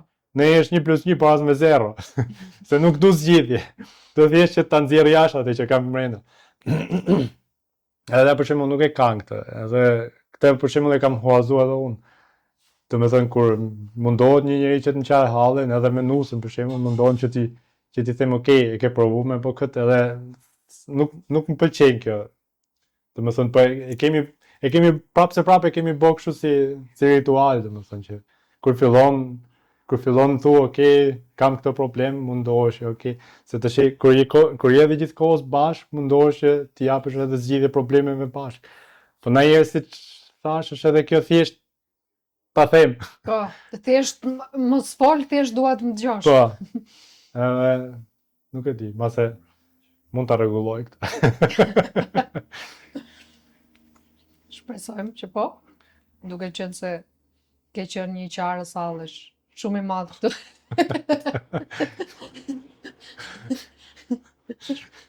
Kam qenë unë që flisja, apo ai që t'i gjoja tash? Ai që flisje. Okej, shumë bukur. Unë vazhdoj të marr rolin e dëgjueses, siç e sheh. Janë ca gjëra që duhet të marrësh fort. Po, të qena mungon vetëm kafja. Na fol çik për vajzat, me që je babi 2 vajzave. Unë jam babi 2 vajzave. Kur lindi goca e dytë, më duk vetja si Ladi, si babi jote. No, tashi është fix, tashi s'do ma asë gjë tjetër. Për ato që se din, Ladi është babim, ka 3 vajza. Edhe nëse kam pas një këtë problem, ok, çun, se shumë njerëz e kanë kështu çun. Shqiptarët. Po, edhe sot duke bo mohabet me kuçuri tjetër, edhe i tha, ja, po edhe i çun tash.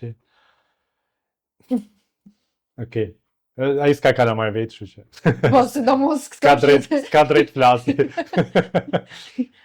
Po, llogarite që me 2 kalamaj, do të thonë e ke ditën plot. Do tun vëmendje, sidomos kur janë kaq të vegjël, edhe mas punën për shembull duan edhe të lozen. Edhe sidomos goca e madhe shumë e lëvizshme, ka qef që dalit bëjmë xhiro me patina, më the thash, edhe dalim edhe shpesh bëjmë xhiro me patina, dalim bëjmë xhiro me biçikletë, ecim. Nuk është se ecim shumë, se kanë kalamaj akoma, po. Ka shef ndonjë diferencë rritje, domethënë se shumica, sidomos unë të paktën e shoh këtu në Shqipëri problematike, rritjen e fëmijëve, që rrinë gjithkohës mas teknologjisë, telefonave, kështu ti si e ke zgjidhur këtë problem? Unë se kam atë problem përse për këtë telefonit. Kishim para ca kohësh, goca e vogël e zinte gjithmonë makina kur shkonim në një vend. Edhe thjesht 20 minuta me dhënë makinës prap vilte, domethënë, edhe ka qenë problem. Edhe tham, ok, po vim një tabletë edhe e provojmë një. Edhe vum një tabletë me ca video për kalamaj, edhe se të sheci mira i farkoj, po pastaj u bën kalamaj të varur komplet, edhe 1 minutë të shio, po edhe 10 minuta me makinë, për shembull që të shkosh nga pika A ke pika B, mami, babi vej tabletin, pastaj kishte sidomos e vogla, u bë komplet e varur nga ai tableti, dhe pastaj e hoqëm ne, pastaj me farkoj, pastaj e hoqëm se nuk është se kishte një vlerë të madhe. Si entertainment, si zbavitje, argëtim. Po, në shtëpi për shembull vetëm televizorin, kanë qef të shohim në një film ose kështu kuklla, kjo është normale. Edhe atë unë s'është se du me heq, se edhe neve kemi pa televizor, mo. Derisa na kanë dalë syt veni. Edhe ne kishim televizorin më të vogël edhe shkonim më afër.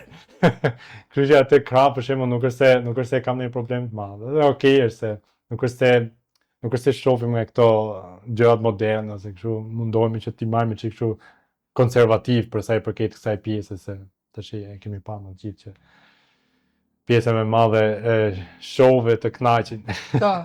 Kështu që mundohemi që t'i marrim aty këto normalit, mbrenda normales, për atë që ndjejmë neve si normale. Kështu që nga ky kraj kemi munduar, domethënë, ta minimizojmë këtë. Telefon nuk i japim për shembull në dorë. Vetëm në raste ekstreme që, okay, jemi për shembull diku me në një vend, edhe duhet me prit për shembull, edhe, okay, kur s'ke asgjë gjë tjetër me vete, okay, ja shif një kukull dhe shi sa të kaloj koha, se kur janë fëmijë normalisht, po themi ke prit një orë ke doktorën, se aty janë doktorat. Të presësh një orë gjë normale, dhe kur shkon atje pret një orë ke doktori, ka raste që ju komplet durimi edhe thon, okay, në rregull, se janë kalamajt vegjël. Sidomos kur janë smur për shembull që nuk lëvizin dot edhe aq shumë poshtë lart. Nuk e kanë atë mundësi, edhe domethënë aty kemi mundu që t'i majmë sa më larg për sa i përket kësaj pjesës, edhe gjyshet janë kështu që nuk e respektojnë këtë edhe nuk e bëjnë, sidomos gjyshi është kështu komplet, më përpara s'ka pas as televizor gjyshi, kështu që nga këto që dalin vetëm në natyrë, sa e që çojmë gocën për shembull e madhe ke gjyshi, dalin bëjnë kështu xhiro me biçikletë 20 kilometra. Edhe vjen goca në shtëpi ashtu vetëm për gjumë. Kështu që nga ky kraj kemi mirë. Edhe mundohemi që t'i majmë larg kësaj pjesës. E shef kështu si problematike në kuptimin që është e vështirë të rrisësh fëmisat në aspektin që ka shumë kështu ndryshime sociale, politika, propaganda. Sa të sigurt e shef, domethënë? Më përpara unë s'kam pas asnjë lloj interesi për politikën.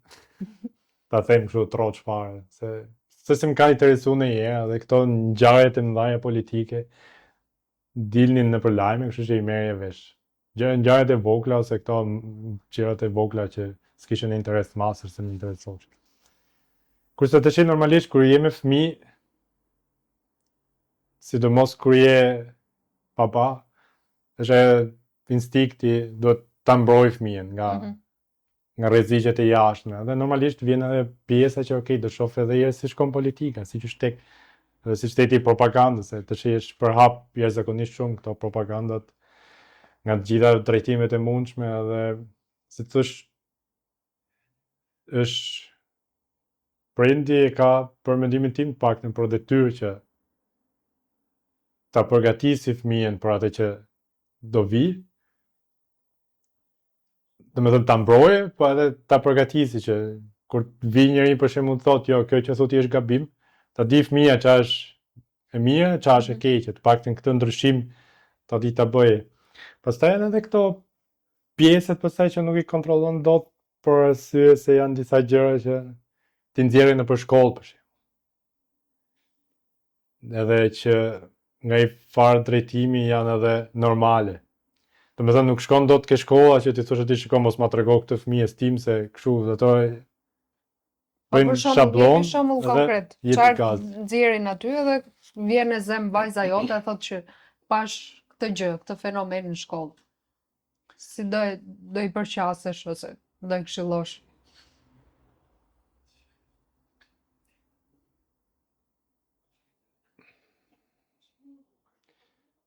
Në varësi të asaj që është, domethënë se llogarit që ke pjesë të ndryshme. Bëre pyetje të vështirë tash. Ska që kemi kohë. Se po marrim temë për shembull Pashku. Në qenë vajza për shembull te feminizmi që im shohet shumë këto kohë. Po në familje çfarë roli ose çfarë modeli do t'i jepi atij vajzës që kur të rritet edhe sido që ti shohësh vajzat tuaja në të ardhmen, që të marrin këtë rrjedhën e shikone jemi femra, s'kemi nevojë për meshkuj. Jo, atë edhe sot që janë vogla, se sidomos ajo e madhja për shembull, ajo e kap këto temat e martesës e këto për shembull, edhe normalisht i shef edhe nëpër libra e kështu, për shembull ke familje me mam, bab, mam, e ke parasysh? Ja, fix kur vjen me këto për shembull, vjen ndonjëherë vajza thotë un kam se ajo në familje ka bab, ty ka edhe nën. Ndërkohë që në libër i paraqitet diçka tjetër, e bën këto pyetje për shembull pse një familje tjetër ka bab, edhe un kam nën, bab.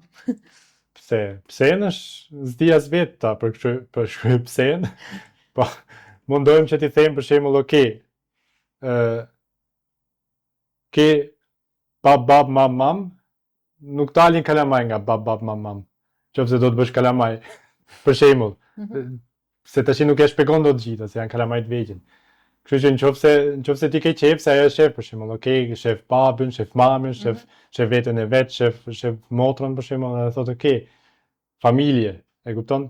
I jep një drejtim kësaj. Edhe kur i thu, okay, bab, mam, nuk ka fëmijë që dalin nga bab, mam. Fëmijët dalin vetëm nga mami edhe nga babi. Duhet t'i kesh të dy që të bësh fëmijë. Dhe normalisht edhe ajo, domethënë merr fare orientimi vet se okay, shiko se kjo për shembull më jep këtë. Se t'ja shpjegosh ti pse është e vështirë, për arsye se s'ka për ta kuptuar. Kështu që fillon me këto pjesët që janë një çik më të qarta, më të kuptueshme, më të thjeshta. Me kalimin e kohës normalisht fillon edhe me temat që janë një çik më të vështira për të kuptuar kur rriten për shembull. Normalisht janë normalizuar, sidomos në Gjermani për shembull, ose përgjithsisht në Perëndim, janë komplet normalizuar edhe martesa edhe të gjitha, tash. Bën çfarë duan, po është i far kufiri për shembull, okay, le edhe mu të bëj çfarë du, e kupton? Nuk është se do të bësh çfarë dush, okay, në rregull, se tash kur ti jep të drejtat edhe shteti, nuk ti dalësh komplet si individ aty, je ti ai kështu i çuditshmi. Kështu që okay, në rregull, do ta bësh, vazhdo, ti ke jetën tate nga i krah.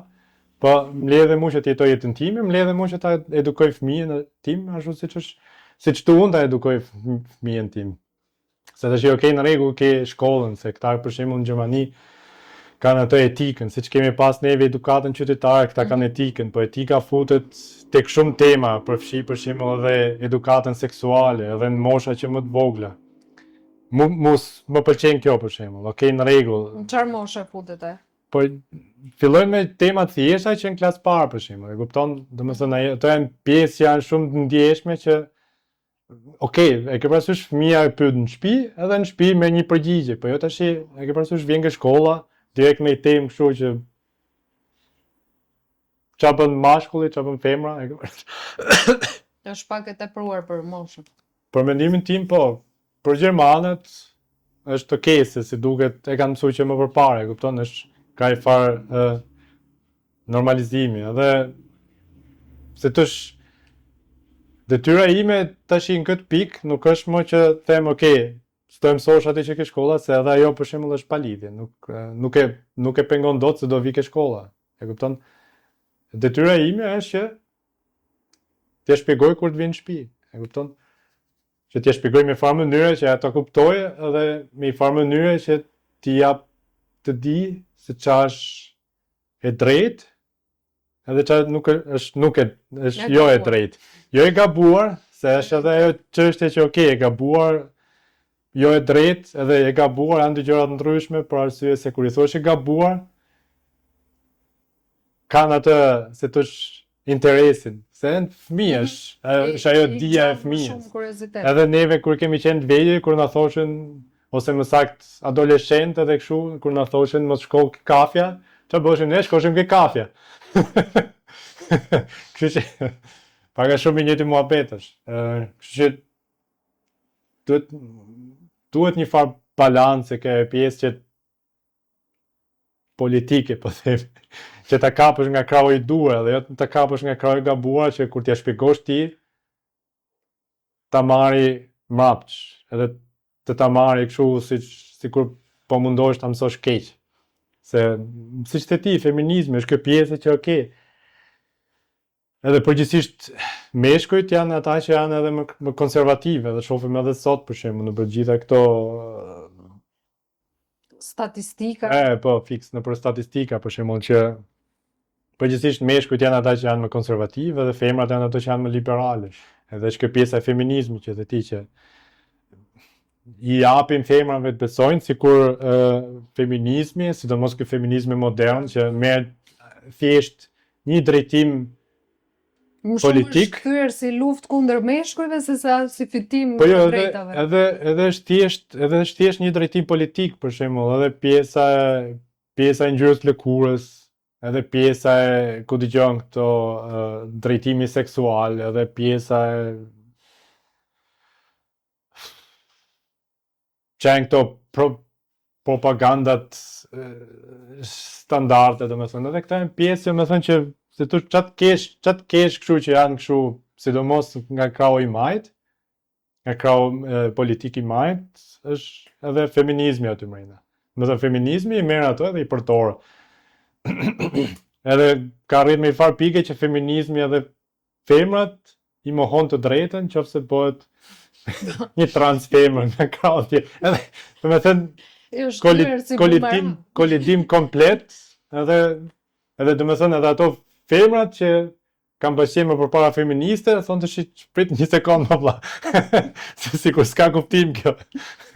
Na doli jashtë duarve situata. Po, domethënë ka rriti farë mënyrë të prume, se okej, në rregull, feminizmi kur doli në fillim ishte okej përpara zi gjinore, dhe okej, deri aty jam edhe unë dakord, se tash ke i farë drejte, ke i farë detyre, edhe drejtat janë barabarta, detyrat janë ndryshme.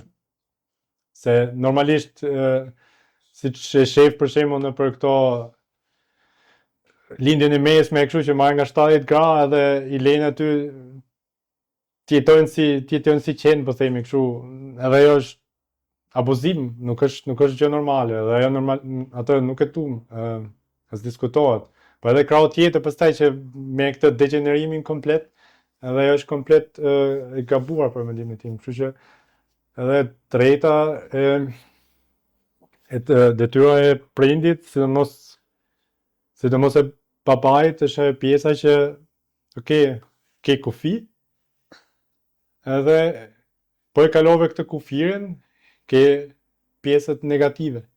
Po do t'i marrësh mirë.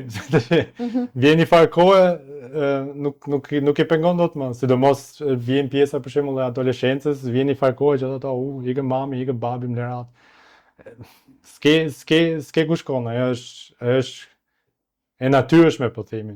Nuk është është edhe e pa kontrollueshme nga i krah. Edhe sa më shumë mundohesh ta kontrollosh, aq më keq bëhet, kështu që për mendimin tim është pjesë shumë e rëndësishme kjo sa janë të vegjël, se me thonë që ti thush ke këtë të mirë, ke këtë të keqe, edhe kur të vi koha është detyra jote që të zgjedhësh, domethënë kë krah do të marrësh.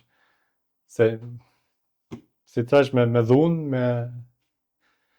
me shtytje në kuptimin në sensin negativ, nuk arrihet për mendimin tim që të arrish diçka pozitive duke përdorur mënyra negative. Janë dy pole të ndryshme. Kështu që është balancë delikate. Dy fjalë tuaja.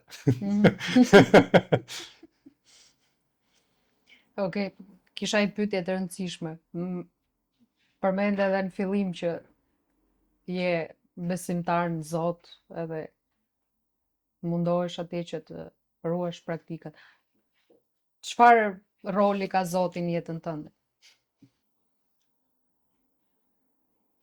Drejt kollaj është gjithmonë thosh, okej, Zoti është pjesa më e rëndësishme, dhe unë mundohem, si me thënë, që edhe ta zbatoj këtë, domethënë janë pesë lutjet, janë kujtosh Zotin sa herë që ke si tush mundësi, sa më shumë, aq më shumë. Edhe për shembull, edhe kur flas për shembull me gruan, mundohem edhe ta fusi çik si temë, okej, që se Pjesa më e madhe e gjermanëve janë krishterë normalisht. Edhe një pjesë shumë e madhe, sidomos modernët po themi, janë këto evangelish, këto të ungjillit. Edhe këta janë çik më kështu, më të lëshuar se sa krishterët kështu standard po themi. Edhe kanë edhe këto, okay, homoseksualitetin, të tash nuk është se japin shumë rëndësi, edhe aty mundohem edhe unë, okay, se tush edhe aty të reqi qik atë kufirin që se tush, okay, se për shembull çam rastisi një herë, gruaja po fliste me gocën, pa goca ishte akoma bebe, edhe po i thoshte, kështu jo po, kur të rritesh të gjesh një burr ose një grua, të pastaj e thash unë lutem e thash, këtë pjesë ma për veten nëse do patjetër. Mos ma ngacmo fëmijën, se fëmija është edhe gjysma është fëmija im. Kështu që si tush atë pjesë edhe pastaj nuk është shkelma ajo si tush si kofi, kështu që po edhe për punën e Zotit për shembull, se kemi ndërtu shtëpi tash për shembull, edhe kur ndërtojmë shtëpi, edhe kur morëm gjithë këto, sa e që ashtu faleminderit Zotit. Po t'ishte Zoti, po të kishte qenë që se kishe meritu, nuk do ne kishe dhënë Zoti këtë për shembull, edhe për fëmijët, kur lindën fëmijët, faleminderit Zotit. Edhe kur patëm për shembull një dështim, edhe i thash mos ke frikë, i thash se ai është fëmijë që shkon direkt në parajsë, thash, nuk është se është nuk ka vdek. Kështu që mos e kime frikë, mos e kime merak. Kështu që mundohem se tush edhe atë pjesë që bëj pa e tepru, pa e kalu kështu në ekstrem, si me thënë, se nuk jam mbush dot mendjen njeriu me llafe, që është Zoti, nuk është Zoti. Atë duhet ta gjej vetë njeriu, si me thënë, këtu mrena. Do me thënë, besimin në Zot e ka ajo, po nuk është si që jam unë për shembull. Do me thënë nga i krah. Ato mundohem gjithmonë që ta përmend Zotin, do me thënë familjes saj që është mundur. Në gocën e madhe për shembull, ajo është me far moshe që i kupton gjërat më ndryshe. Edhe përmend her mas here për shembull Zotin. I them për shembull, kur ka një gjë të mirë, thoj faleminderit Zotit. Ose kush e bëri gjithë këto që kemi këtu rreth e qark, për shembull, i them Zotit, nga hiçi e bëri Zoti të gjithë. Edhe për çfarë bëri për neve, i them. Pse mendon ti, i them unë, se kemi 100 mijëra lloje kafshësh, 100 mijëra lloje shpendësh, e gjitha. Janë gjërat, i thash që i them për shembull që nuk ndodhin kështu nga hiçi, se në shkolla për shembull mësojnë gjithmonë, okay, teoria e evolucionit, që nga një qelis na kanë bën neve njerëzit, ajo ka pak sens. Po ta marrë shu, edhe në kuptimin statistikor, edhe në kuptimin biologjik, komplet, nuk bën aq sens se nga hiçi nuk vjen hiçi, nuk vjen komplet gjithësia. Do të thënë komplet nga hiçi nuk ke si krijon gjitha, kështu që mundohem edhe nga krau shkencor të ja shpjegoj pse si që shtek, që mos i lej, do me thënë që të kuptojnë që është thjesht besim kështu mbyll syt edhe beso. Se edhe Zoti vetë thot mos beso gjërat që i shef pa i vërtetuar vetë. Normalisht është pjesë, do me thënë, që mundojmë ta shtyj, po jo në atë kuptimin që ta shtyj që bëhet, si me thënë, kështu imponuese, detyruese. Se si që thash, ose e vendos robi vetë, okay, Zoti, ose jo. Kështu që diskutim është bindje individuale. Po të fillosh kështu me imponim, pastaj merr krahun tjetër. Edhe krijon konflikte, edhe e humbe edhe atë pak që mundohesh të bësh mirë. Kështu që nga ky krah, edhe kjo është balancë akoma më delikate se e tjetra. Si mendon ti, shoqëria është duke u afruar drejt Zotit apo po largohet? Faktikisht mendimi im është që po largohet. E shoh për shembull tek përdorimi celularit, rrjetet sociale, do me thonë njerëzit kanë arriti farë niveli që edhe 2 minuta të japësh një gjë për të lexu, nuk ta lexojnë, po që se nuk shohin një video ose një diçka kështu që t'ja shpjegoj se nuk e thithin dot atë informacion nga një lexim, po vetëm po ta marrin kështu nga celulari. Edhe ajo i jep shumë komplet si shoqëri, domethënë jep shumë negativitet edhe humb ai kuptimi i qëllimit edhe rritet niveli i nihilizmit që po shkojmë drejt hiçit, si më thon, kështu që varja s'ka rëndësi. Edhe për mua është me vërtet shumë gjënaf se sidomos rinia nuk njeh gjë tjetër, sidomos këta që janë më të vegjëlit, nxjerrin e marrin një celular surrate që kur janë 1 vjeç, e kupton, edhe është për ato është gjë normale, po problemi është se ajo shkatron atë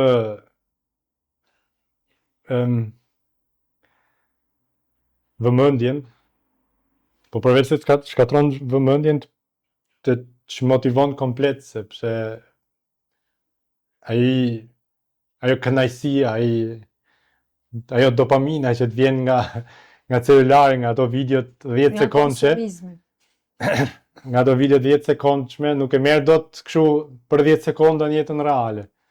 Kështu që ato janë gjëra që për shembull punon kështu pak nga pak edhe rrin një gjë të madhe, edhe aty vjen ajo dopamina, po themi nivele shumë më të larta, po që të shkosh deri aty ke niveli duhet shumë punë, edhe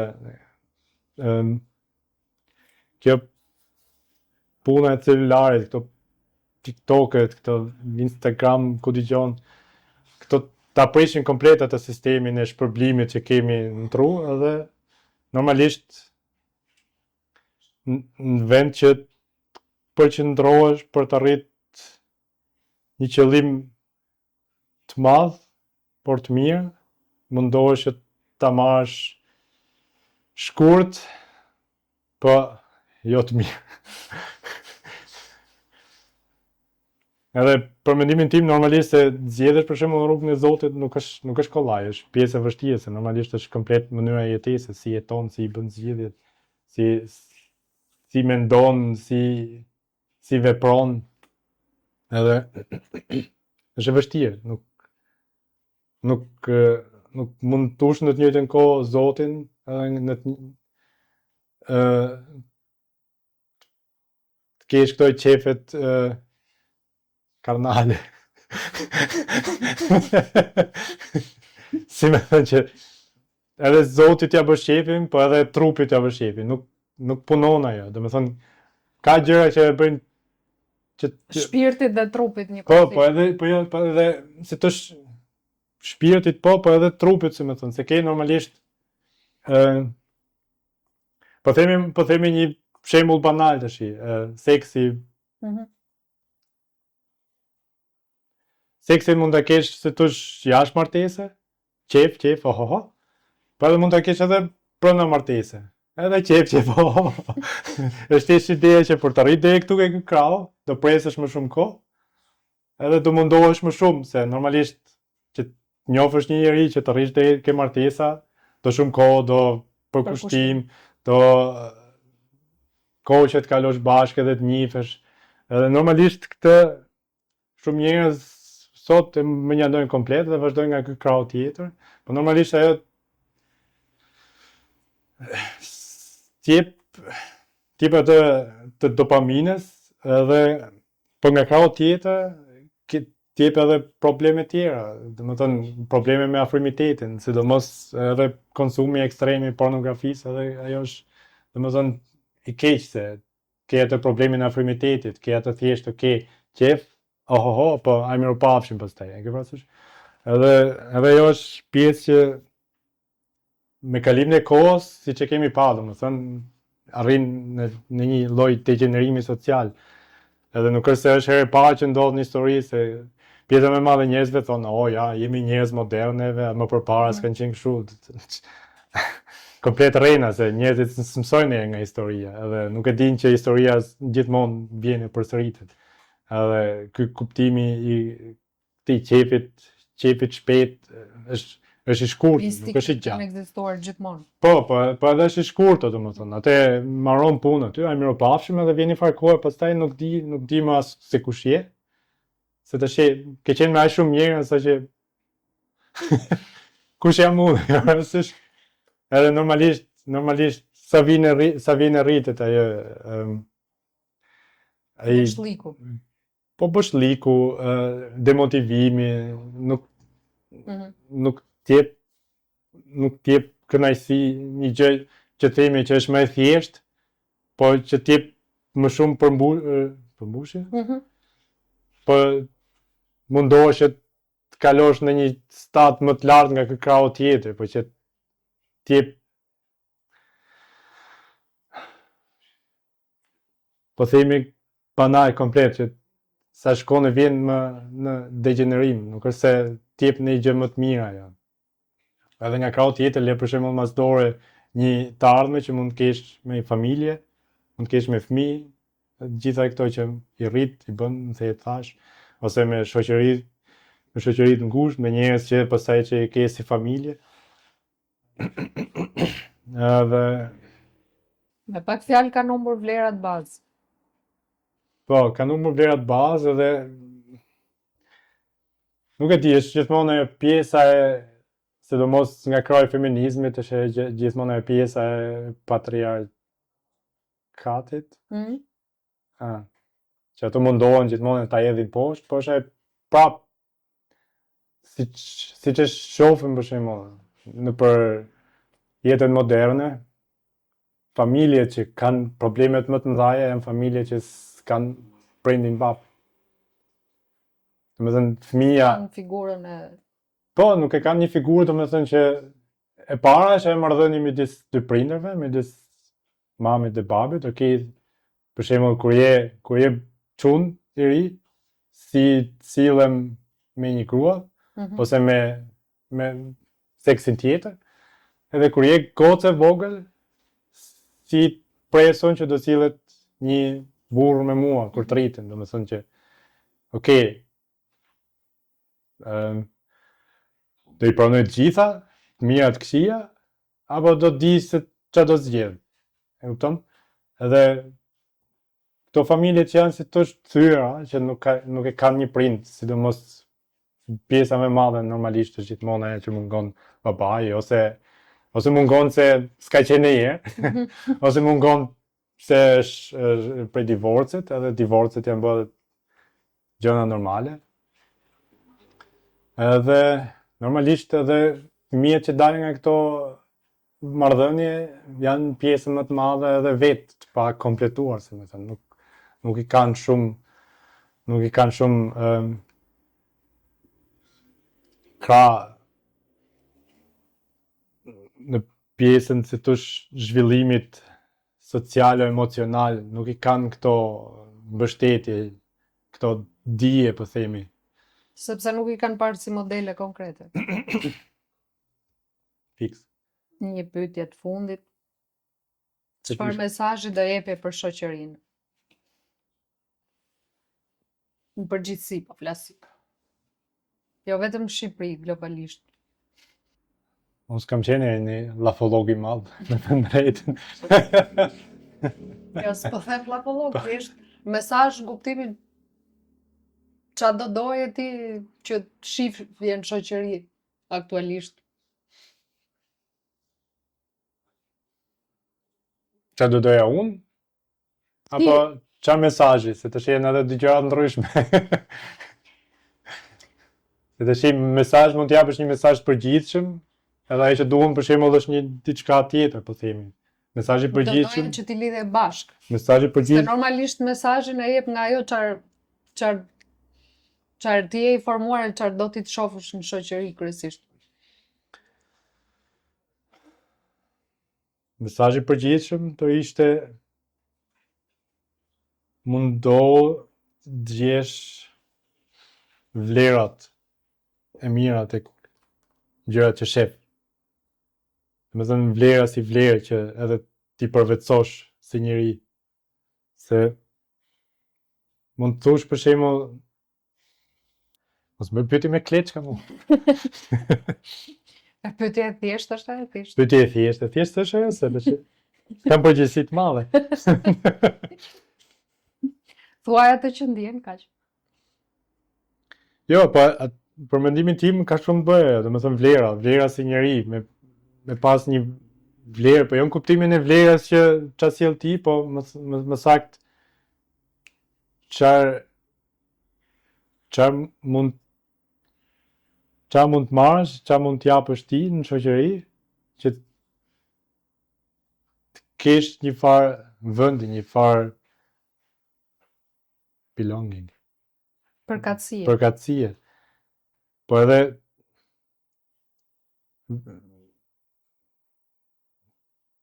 me një farë mënyre që kjo përkatësi jo thjesht që t'jetë përkatësi që të shkosh ti të pish kafe me shokët, por që përgjithsisht të mundohesh që ta bësh shoqërinë më të mirë, që të ketë më shumë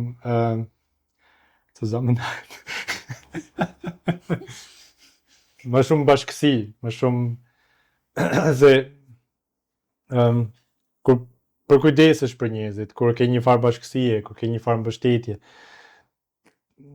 ti jep atë ndjesinë që kur ke një lidhje të vërtet në komunitet. Po. Ti jep atë ndjesinë që që vlen edhe pesh. Kjo është e rëndësishme, kjo që po bëj unë. Këtë që po bëj nuk duhet ta humb, se më ndihmon si njeri, edhe që të zhvillohem emocional, shpirtërisht. Po edhe që edhe unë mund të ndihmoj njerëzit, domethënë nga ky krah, që nëse del një jashtë për shembull, me kap me thon se po del jashtë ke. Çat mungon. Po kjo faktikisht është edhe shumë e përgjithshme, është një nga këto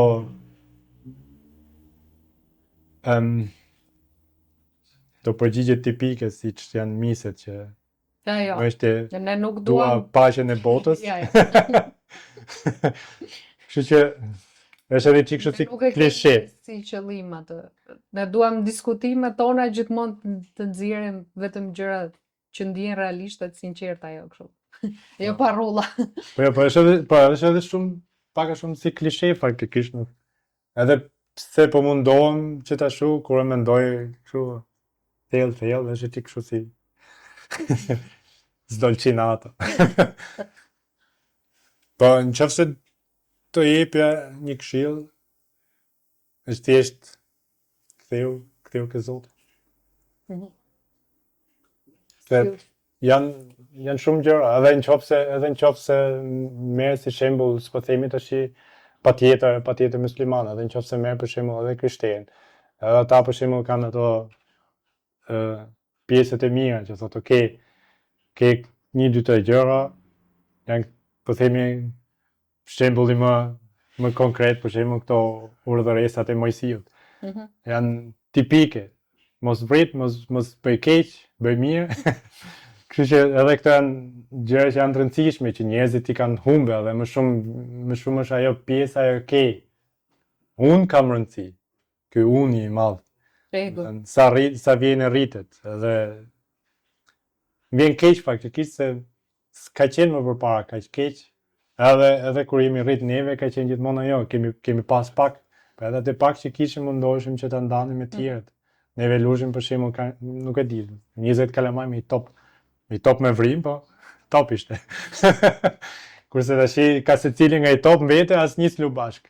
E kupton, është shumë gjinaf.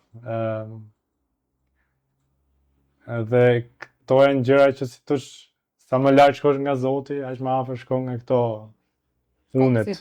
unet veç e veç. Grupacione. Jo, po jo grupacione, se as grupacione nuk janë thjesht njerëz janë kështu tek pull. Vetëm, se më thonë, dhe normalisht kur je i tuf me njerëz vetëm, është si ajo me shkrepse. Me një shkrepse e thyn, i thyn gjitha shkrepset një nga një, po i bashkohet gjitha shkrepset bashkë, nuk e thyn dot atë, se është më e fortë edhe kjo është pjesë për mendimin tim që Sabiene po zvoglohet. Kështu që edhe ka të bëj shumë të paktën me eksperiencën time me atë humbjen e Zotit, edhe prishjen e shoqërisë. Harold, faleminderit. Faleminderit. Të uroj gjithë mirat. Faleminderit. Edhe unë shumë suksese me podcast. Faleminderit.